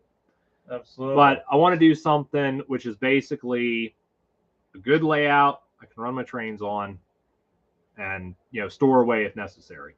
But again, track wise, I was thinking of the Blockman Easy track. Another option is Kato track. I don't know what I'm looking at price difference between the two, but it's still the same deal. Easy assembly.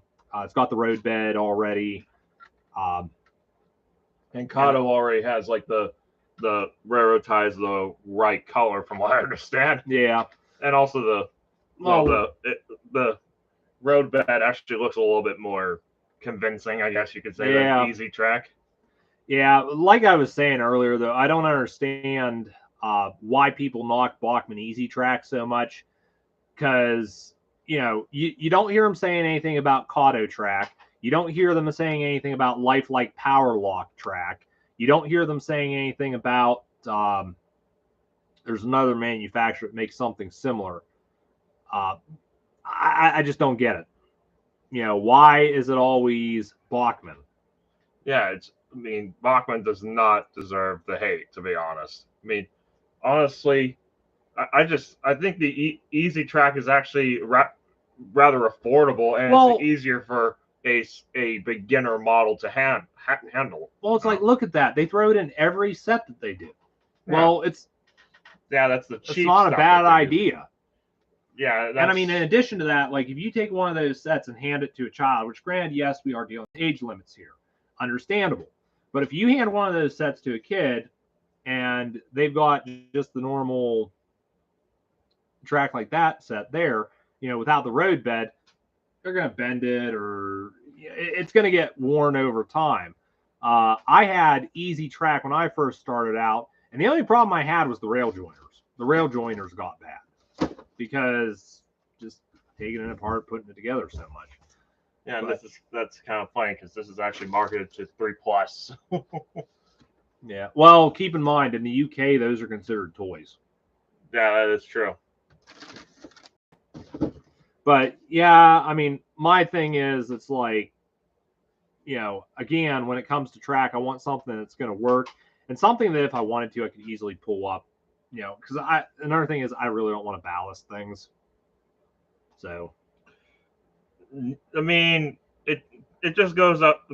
It's pretty much just up to people's personal taste at the end of the day, Dan Demand.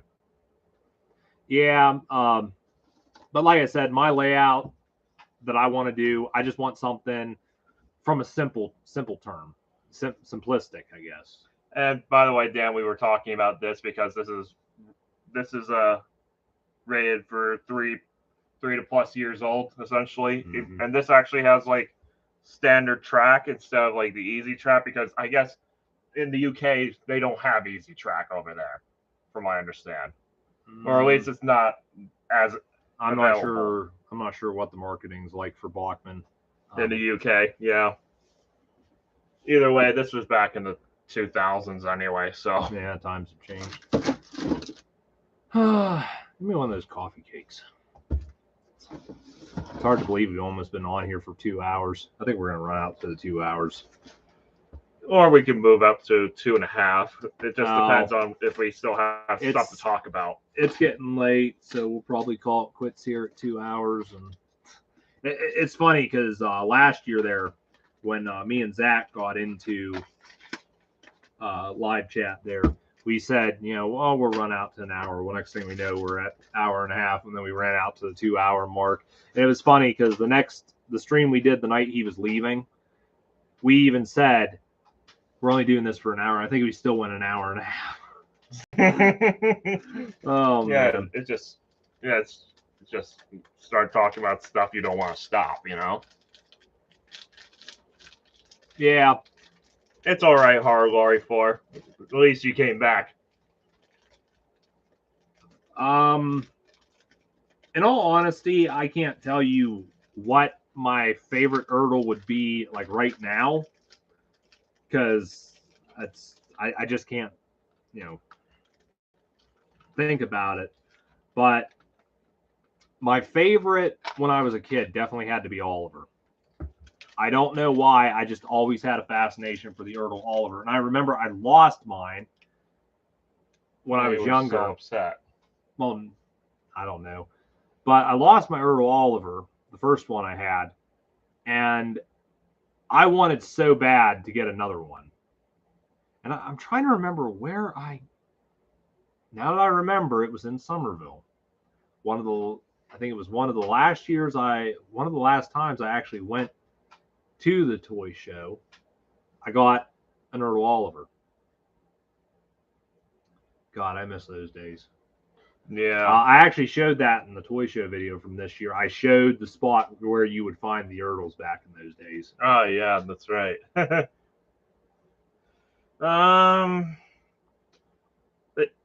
Yeah, the Erdl Oliver is a really good choice.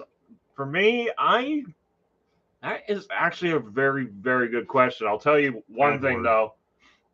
No, actually, it wasn't Edward. I'll tell you one thing though. It was definitely not the metallics. I actually rarely ever played with those, and now those are really hot from what I hear. Especially the 99 ones. Yeah, mine was like the ones I got were Thomas, James, and Henry. I think those were the 3-pack. And then later on, I ended up getting like Reneus. I think it was part of a VHS deal or something like that. I don't know. That's what James and Henry were to come by because they were only in that set. But yeah, I really don't know what my favorite Erdl was. I mean, I played with so many of them. It's just hard to really pick one. I guess. I don't know. I guess I always really liked Duke. Duke was always my favorite narrow gauge character, so it made sense that he was always my favorite Erdl model. I mean, because his Erdl model looked really nice to me. Yeah. Here's a question for you. What would you say is the worst Erdl model out there? Oh, that's a hard pick. I mean, I'll tell you right now, I could come up with a few of them right off the bat. Actually, no. I think my actual favorite Earl model was actually Bulstrode because, weird as it is, I always took him to the bathtub with me whenever I had to take a bath. So that's why he had that shocked look on his face. that and why his screws are all rusted out. So because I always took him into the water and because he would float for a little bit. Mine always sunk. Yeah, as soon as you get water in the cargo hold, he starts sinking. Yeah, yeah. That's one thing I liked about the Earl Bulstrode because he would flow.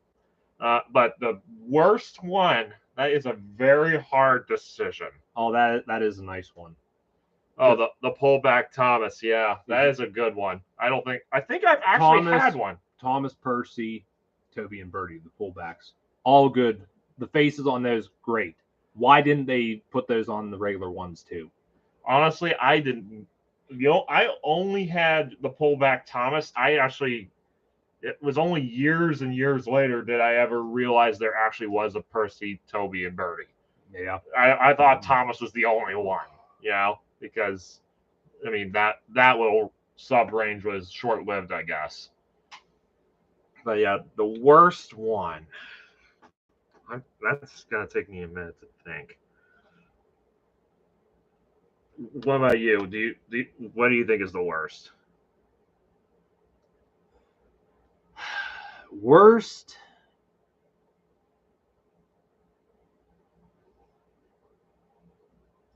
I mean, I'll be honest with you. I'm kind of thinking for the worst. I'm honestly thinking Diesel 10. Yeah. I feel like there was no effort put into that Erdl. All it was spam can with a claw. The claw did not even move, which don't tell me they couldn't have made it move because they did it with a bunch of other stuff, including Harvey. Mm-hmm. It's like they minimally altered the casting for Diesel 10's face. Didn't give him the right colors. I mean, even the claw was just poorly done. Mm-hmm. I mean, granted, I know Dan's saying Flying Scotsman, they reused Gordon for Flying Scotsman. Well, that's not bad because technically... Because it's kind of passable because Flying Scotsman is Gordon's brother. Yeah. However, I do agree, one tender and even in the wrong tender, there's a bit of an issue there, but it gets a pass. Now, I mean, I will say there's other candidates for worst. I mean, the Dyson low loader, I would have to say, is one of the worst because all it is an existing casting of an international truck with a low loader trailer or low boy trailer, which has been in Erdl's 164 scale line for I don't know how long. They just repainted it and put the name board on the front. Then you got Topham Hatt's car, which I wouldn't say it's bad, really. I wouldn't throw that into a worst Erdl category. It is a nice looking car. The Fat Controller would have definitely improved. It's a very nice looking car for sure. He definitely would have driven around in a 36. And I mean, I guess we could honestly say Bluebell was unexcusable. Yeah, because that was a straight recolor. I mean, when we saw the prototype was a lot better. And they say the prototype was not good for little hands, but I do not understand it. Okay, strip away the whistle on the top, strip away the driver, and I think you got a decent model. Absolutely. Another one I would have to say was not Erdl's best would have to be if we look at the express coaches because, and I mean, it's minimal when I say this, they're just the mail cars. I feel like Erdl, they should have done a designated tooling for the express coaches to make them more appropriately sized. Yeah. But scaling was never a strong point for Erdl. I mean, you can take Toby and put him up next to Thomas, and he's going to be a lot taller than Thomas. A lot of people say Lady's one of the worst out there because she's just so much bigger than everything else. But it's like, look at Smudger, look at Terrence, look at the Dyson low loader. Well, can you? Yeah, Terrence is definitely. Big. And I mean, like Toby and Henrietta, same deal. Toad, especially when you put him next to Oliver, like. Yeah, let's face it, all the narrow gauge engines were pretty much big compared to the standard gauge engines. So yeah, I mean, but you can kind of forgive them for that because see, Ward Lori's on the same page with Bluebell. Because let's face it, I mean, they would if they wanted to make them scaled up correctly, they'd be really tiny.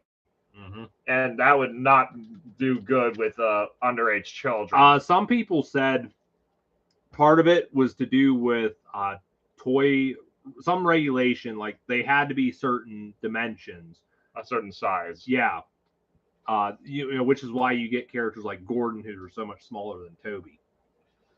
On the plus side, though, they do scale up somewhat well with 00 scale. So funny thing for you, and I'm not going to name names here, but there was one YouTuber, I was watching a video of their Ertl collection. They had two Ertls they said were the worst, being Lady and Falcon. They complained about Lady size, which, again, I've already gone over that. But they said Falcon was so lazy because it was just her handle with a different nameplate.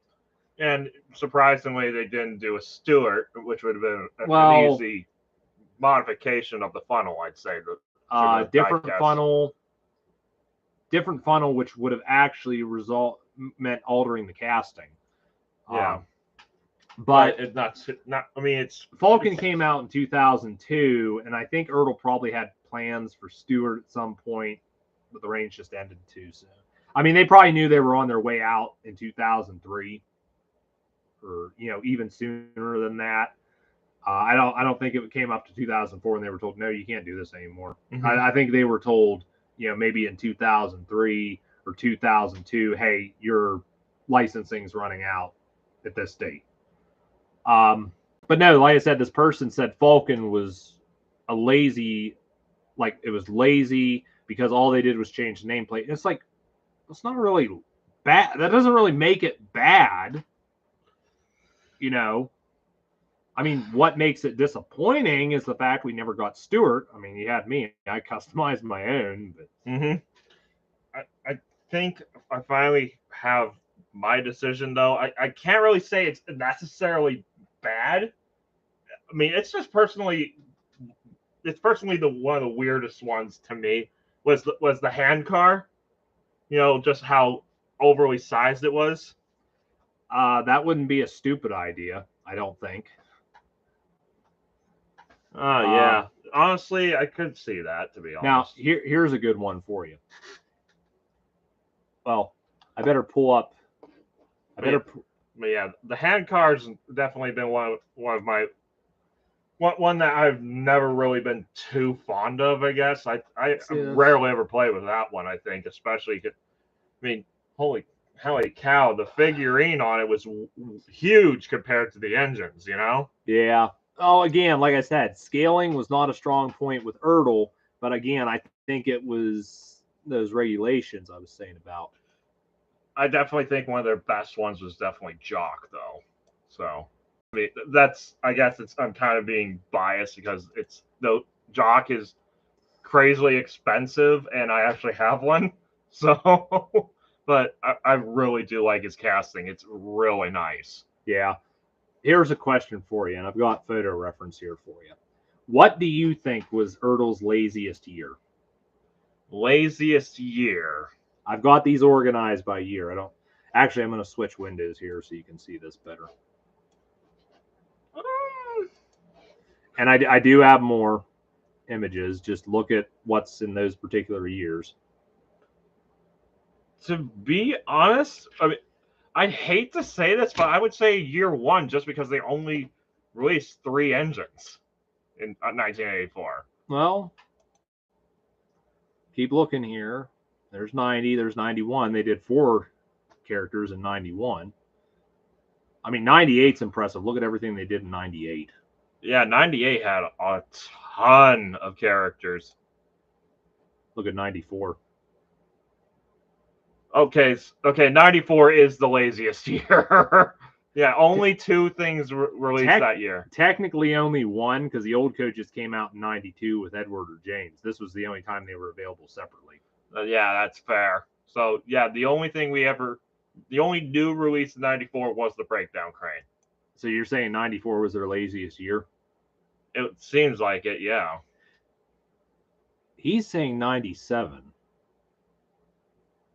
Here would be 97. To be fair, 97 isn't the most plentiful year, I guess, but they still released Stepney, Scarloli, Duke, Lord Harry, D261, and Caroline. So that's like six characters, and so that's definitely better than 94, which again, well, they did only sold the Breakdown Crane. They did the same thing in 2004. They only did 6 characters then, and I guess that's the same way with 2003.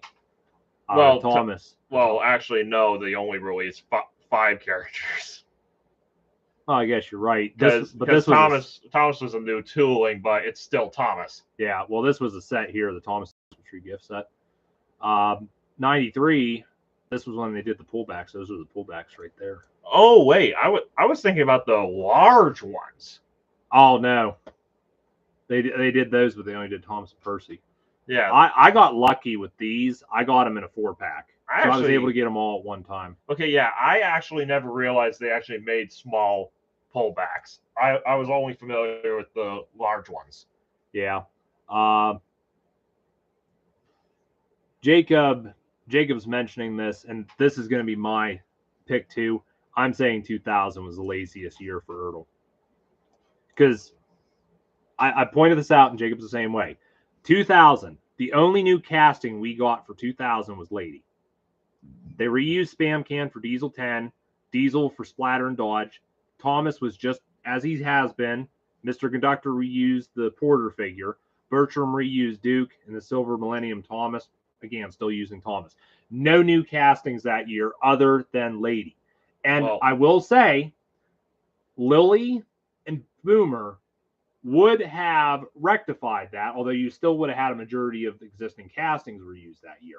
And I'll be honest with you on another thing for 2000. We got the Thomas and Mr. Conductor set. But you remember, Boomer was shelved when his scenes were removed from the movie. I think they did this. I think the reason Lily got shelved was because Ertl looked at it and said, well, we don't want to bother with a new casting for Lily. And had the Porter figure not been there, had that casting not been there, Mr. Conductor would have been canceled as well. Mm-hmm. And I guarantee you that is the only reason he happened, was because his casting was, and I mean, granted, it's still not correct. It looks nothing like Alec Baldwin. Didn't expect it to, but yeah. Again, had that casting not been there, we wouldn't have had Mr. Conductor either. I have to say, 2000 was the laziest year for Ertl because only one new casting was made. I don't know. I mean, at least with 2000, they actually modified some of their existing toolings to make more characters. But 94, again, they only released one thing. Yeah. So that's my argument. You make a good point. So at least they made more than one release than 2000. It's just crazy though. Look at all they did in 2001. It's like they were trying to make up for now small release in 2000. Now this isn't everything because there's actually a Thomas and a Snowplow just out of shot here, but they did a lot of stuff. And I mean, they were really on a roll. Like look at 1990. Well, 1990 they updated a lot of stuff, but you even had like the brown troublesome trucks, which are like very short thing. And I mean, look at 88. You only got Edward and Gordon in 88, but I mean, 85 was impressive too. Oh yeah, I mean, honestly, I kind of liked what they were doing with 84 with actually giving them white running boards, but I understand the reason why they didn't carry on with that was just because it added too much to the cost, I guess. Well, yeah, because you could have the white running boards, but you still had to have somebody come in on the sides and paint the red. So yeah, it's just easier to just make the whole running board red than just going with a white running board and painting the sides red. Yeah, and you see, even 99 was impressive. All you got that year, excluding this slate truck. But 99, you got 4 new metallics. You got all this other. Although, what ruins it though? It kind of ruins it as Bluebell. You know, Yeah. Just, again, I said strip the whistle, strip the driver. That prototype cast would have worked. So Jacob's saying that his favorite year for Ertl was 88 because apparently they released 2 of his boys that year. Yeah. See, here's another thing I want to talk about because I know this is one big thing with Ertl. Jock is the rarest. Jock is the most desirable. Jock is the one that is cost the most. My personal opinion, I don't think so. Yeah, because I mean, let's face it. I mean, they've done limited edition stock before they brought out Jock. I do not see where Jock is any rarer or harder to find, which are 2 words which are overused. I don't see where Jock is any more of that than the other 5 characters released in 2004 because they were all only made for 1 year. Yeah, and they were only sold in the UK. Yeah, it's no different than the 1999 metallics. It's no different than the pullbacks. Yeah, they should be just as rare, I'd say. Yeah, it's no different than like the brown troublesome trucks or, I mean, you even had like the Silver Millennium Thomas, the Gold Anniversary Thomas. Like there were certain things that were only available. I mean, like even Thomas and Mr. Conductor, that set, it was only available for 1, maybe 2 years. It's not much rarer than Jock. Absolutely. Oh, okay. So yeah, in '88 they released Edward and Gordon. Okay. Yeah. That's understandable. I mean, they're essentially the 2 engines that essentially started the franchise when you think about it. So it makes sense. Yep. That's why he liked '88. But no, like I said, that's just my opinion. It's like I do not see where those are any rarer, where Jock is any rarer than some of that other stuff. That is ridiculous, Stan Demand. You don't need 4. Yes, 4 Jocks. Well, saving them for a rainy day. I'm guessing. Put them under your bed. Save it for a future, like you with Hornby Murdoch.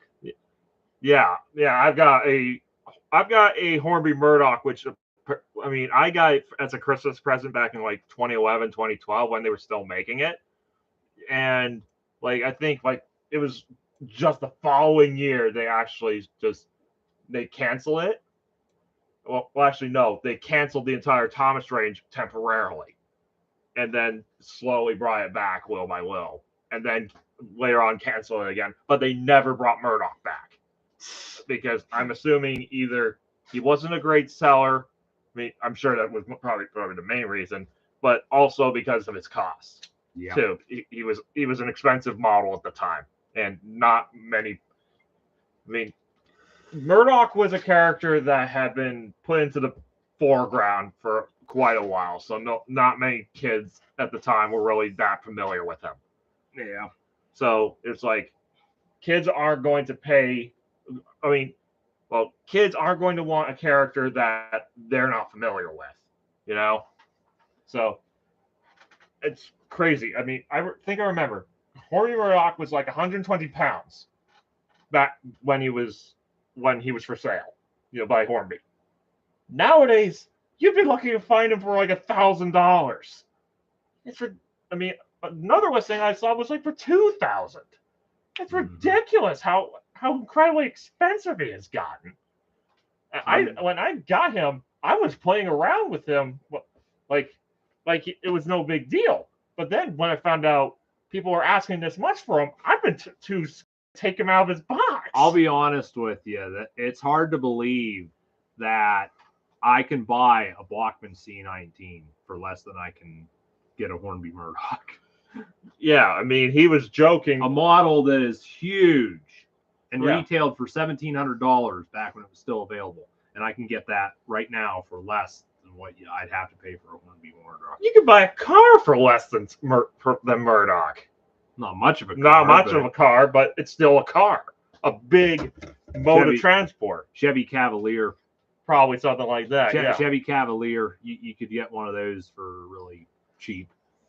So yeah, nowadays I'm just been way too scared to take Murdoch out of his packaging, and the only times I ever do so is just so I could run him on the on my Hornby rolling road, so I could actually, run him in, so Run them his in, gears don't lock circulate the up. oil. Exactly. So basically make sure everything's well lubricated for my eventual selling of him, which 20 probably years from now. probably not going You'll to be. sell him. You'll sell him when you go to retire. Yeah, exactly. To be honest, I mean, I'm sure, but how crazy the Thomas fandom is, he's probably just going to keep going up in value. Yeah. I mean, I'm sure 2000 isn't going to be the peak. I've said this before, and that doesn't apply to anyone watching this stream. You all seem like reasonable people. Thomas fans will pay ridiculous money for things. Mm-hmm. It doesn't matter. I mean, I'll be honest with you. I've seen some really bad models, custom models thrown up on eBay. The people that buy these, I cannot believe people would be that stupid to throw away their money. I mean, we're talking about something. It's got brush marks in the paint. It's missing parts. It's fingerprints all over it. Just or something's put on wrong, or there's glue residue. It's like, why would you buy this? And on top of that, why would you pay a ridiculous amount of money? I know one person. I'm not going to mention names here about anyone, but there was one person bought the red coaches that somebody made. Yep. They made them using kits. And this was right at the time Bachmann came out with theirs. But they bought these custom red coaches somebody made. They got them, and they were poorly assembled, poorly painted, etc. It's like, why didn't you just buy the Bachmann ones? Yeah, exactly. What I mean, you'd have been way better off. But I hate to say this on a stream, but an idiot's born every day, unfortunately. Well, I told you before, there's an old saying, a fool and his money are easily parted. Pretty much. Yeah, that's actually the biggest thing, Hard Lori, for. You'd be, in terms of like Murdoch, you'd be better off buying like a brand new Hornby 9F or the Bachmann one, repainting it, and putting the face on it from like maybe an old wooden railway Murdoch or something like that. Then going out and spending $2,000 on a official Hornby one. I'll be honest with you. I think I told this to somebody I was in a call with just this week. My honest opinion, I guarantee if you went out and got a Hornby 9F, put the time and effort into painting it, decaling it, and finding a suitable, I'd probably use like a wooden railway face, I think, if you can find one of those. If you can make a decent Murdoch, I'm sure you could at least get $600-700, if not more, out of it. Probably. I mean, I'm pretty sure you could double your money, and that's including the model plus time into it. I'm pretty sure you could still make a good profit even on just a reproduction, because people are so desperate to get the Hornby one now that some of them may even consider a decent custom.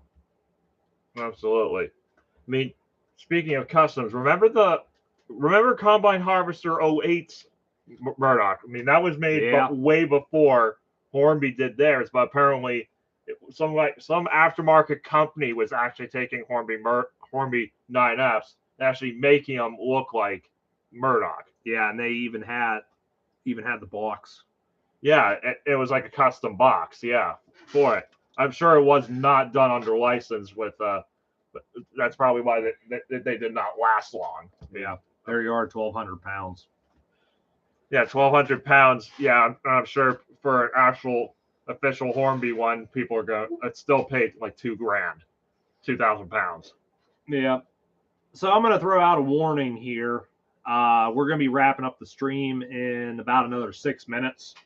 So any last things to discuss or go over, go ahead and drop them in the comments. But yeah, I can't believe we've gone on for over 2 hours. Oh, jeez. One Thomas fan paid $800 for just the arm of a TV screen used prop. Just the arm from a figure. Oh, come on, that's ridiculous. I at least got the whole figure for next to nothing. Oh dear. Whoops. Oh dear. His head came off. I mean, I hope the paint didn't get ruined. It's no longer attached to his body. Hope the Yeah, I'm sure the paint get chipped at all. Nah, he landed on the carpet. A little dirty. Oh, look, it's backwards head boy. Jacob's asking if you will show everybody his Percy project. Oh my God, Jacob! Enough with the Percy fetish. You don't need your Percy. We've got this one. You're as bad as Zach with his Rosie fetish. By the way, this isn't mine. I'm actually borrowing this from another tuber. I'm not going to mention names here because I don't want you guys pestering them. But yeah, we don't need yours, Jacob. We've got this little boy. He's so cute. Adorable. That's what when Terrence the Tractor 525 was here last month, I told him to bring along Bachman Scarloey, and I had him there. I was like, "Oh, he's adorable. He's so tiny." Oh yeah, what didn't somebody pay like an arm and a leg for one of someone's custom model from like crap, what was his name again? Talking about Henry Blue's 009 models. Nope. Someone who did a series that made custom characters, like apparently a Thomas-ified Blue Nose or something like that. I think that was the. Oh yeah, that guy.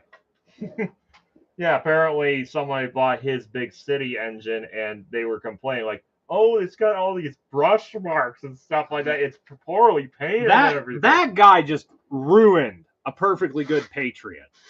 Pretty much. And I mean, then you got one, and you just looked at it and you're like, I can't do it.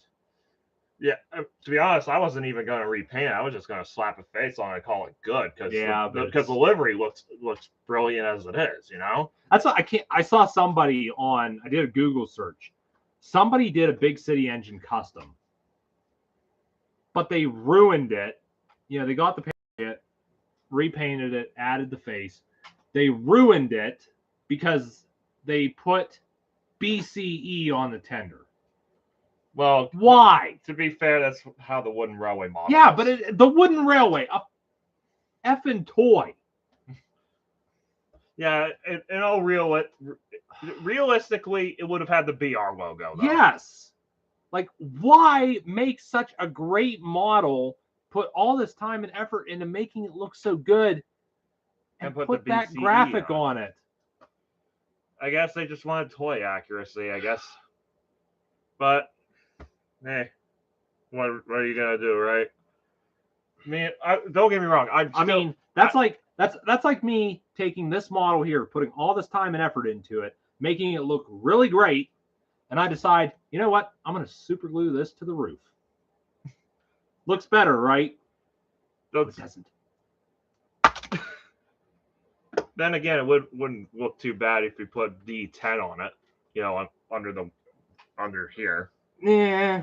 I know it wasn't on the actual model prop, but D10, maybe like the Railway Series sort of thing, you know, would be a neat little thing to make it stand out from the pack, I guess. What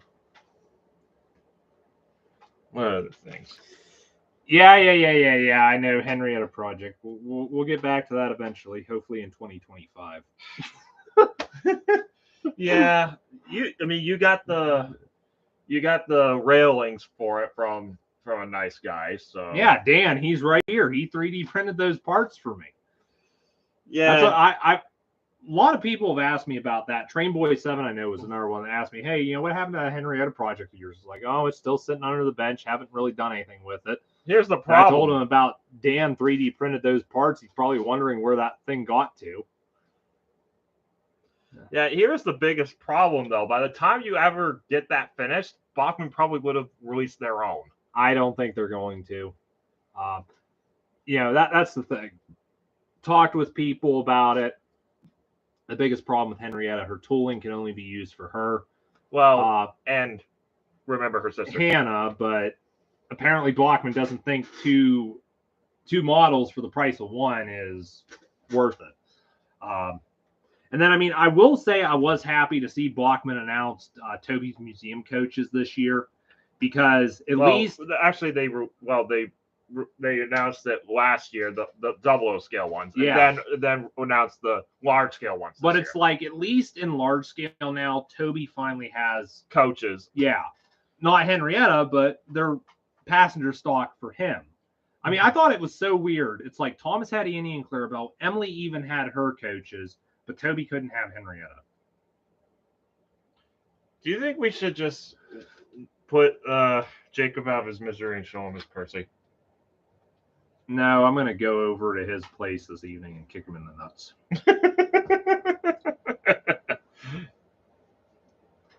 Actually, no, I could have Zach do that, because Zach's only an hour away from him. I'm like, hey, I need you to go over to Jacob's, beat him up, and he'll be like, I'm kind of busy with someone. Oh. Oh, dear. Oh, well, Jacob. Your mother's going to whoop my ass now. So that makes us even. Oh, yeah, totally. But yeah, Zach would probably have a previous engagement. Hint, hint.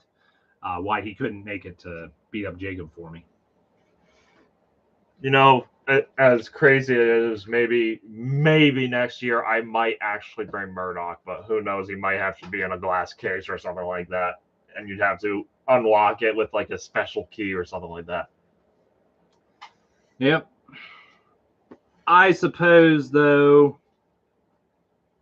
we should get heading off here. We've already gone past the 5 minutes I said I was going to stick around. So yeah, we just found too many things to talk about. But I'd love to do another stream tomorrow night, but it's not going to happen, unfortunately. Yeah, because I'm going to be back at the hotel with my parents, because they want me to spend the last night in Pennsylvania with them. So yeah, well, I can understand, but it's been great.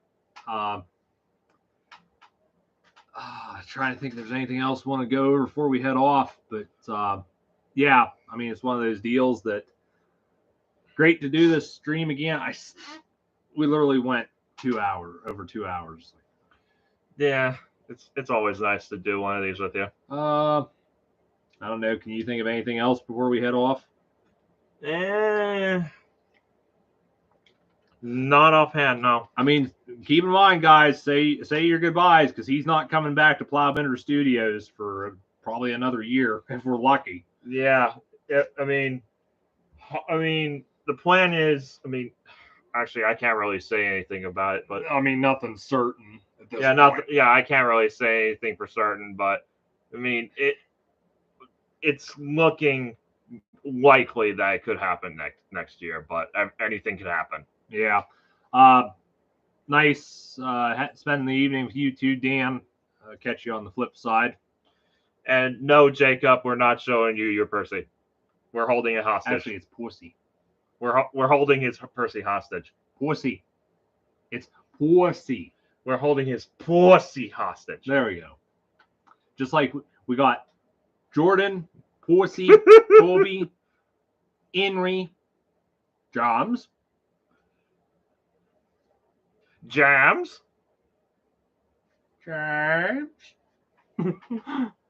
But yeah, in all seriousness, we're going to head off here. Again, thank everyone for tuning in to the stream tonight. Great having guest star Captain Rolls here. And if you get the opportunity to check out his channel, he's not uploaded anything in like 20 years. I'll probably upload a couple things, to YouTube, some of the footage that I took at Doolittle's. Yeah, and make sure to check out Sam Popkin's commercial. Sponsor. Wow, I'm getting a lot of sponsors tonight.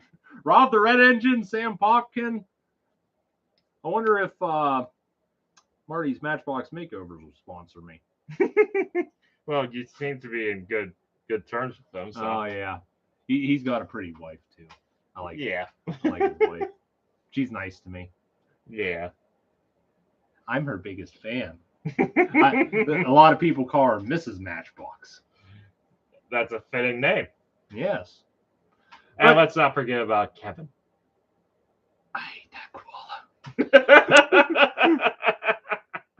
But yeah, we're heading off here. Oh, Marty Special Makeover sponsor.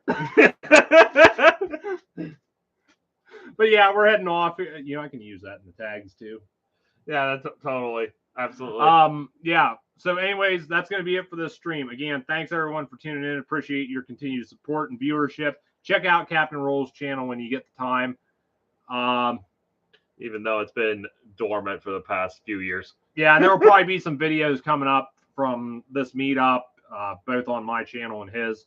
So keep a watch out for those. I'm going to have a few posts here later tonight as well. You can check them out at your own leisure. But that's going to be it for now. Again, thanks guys for tuning in. Catch you next time. Bye-bye.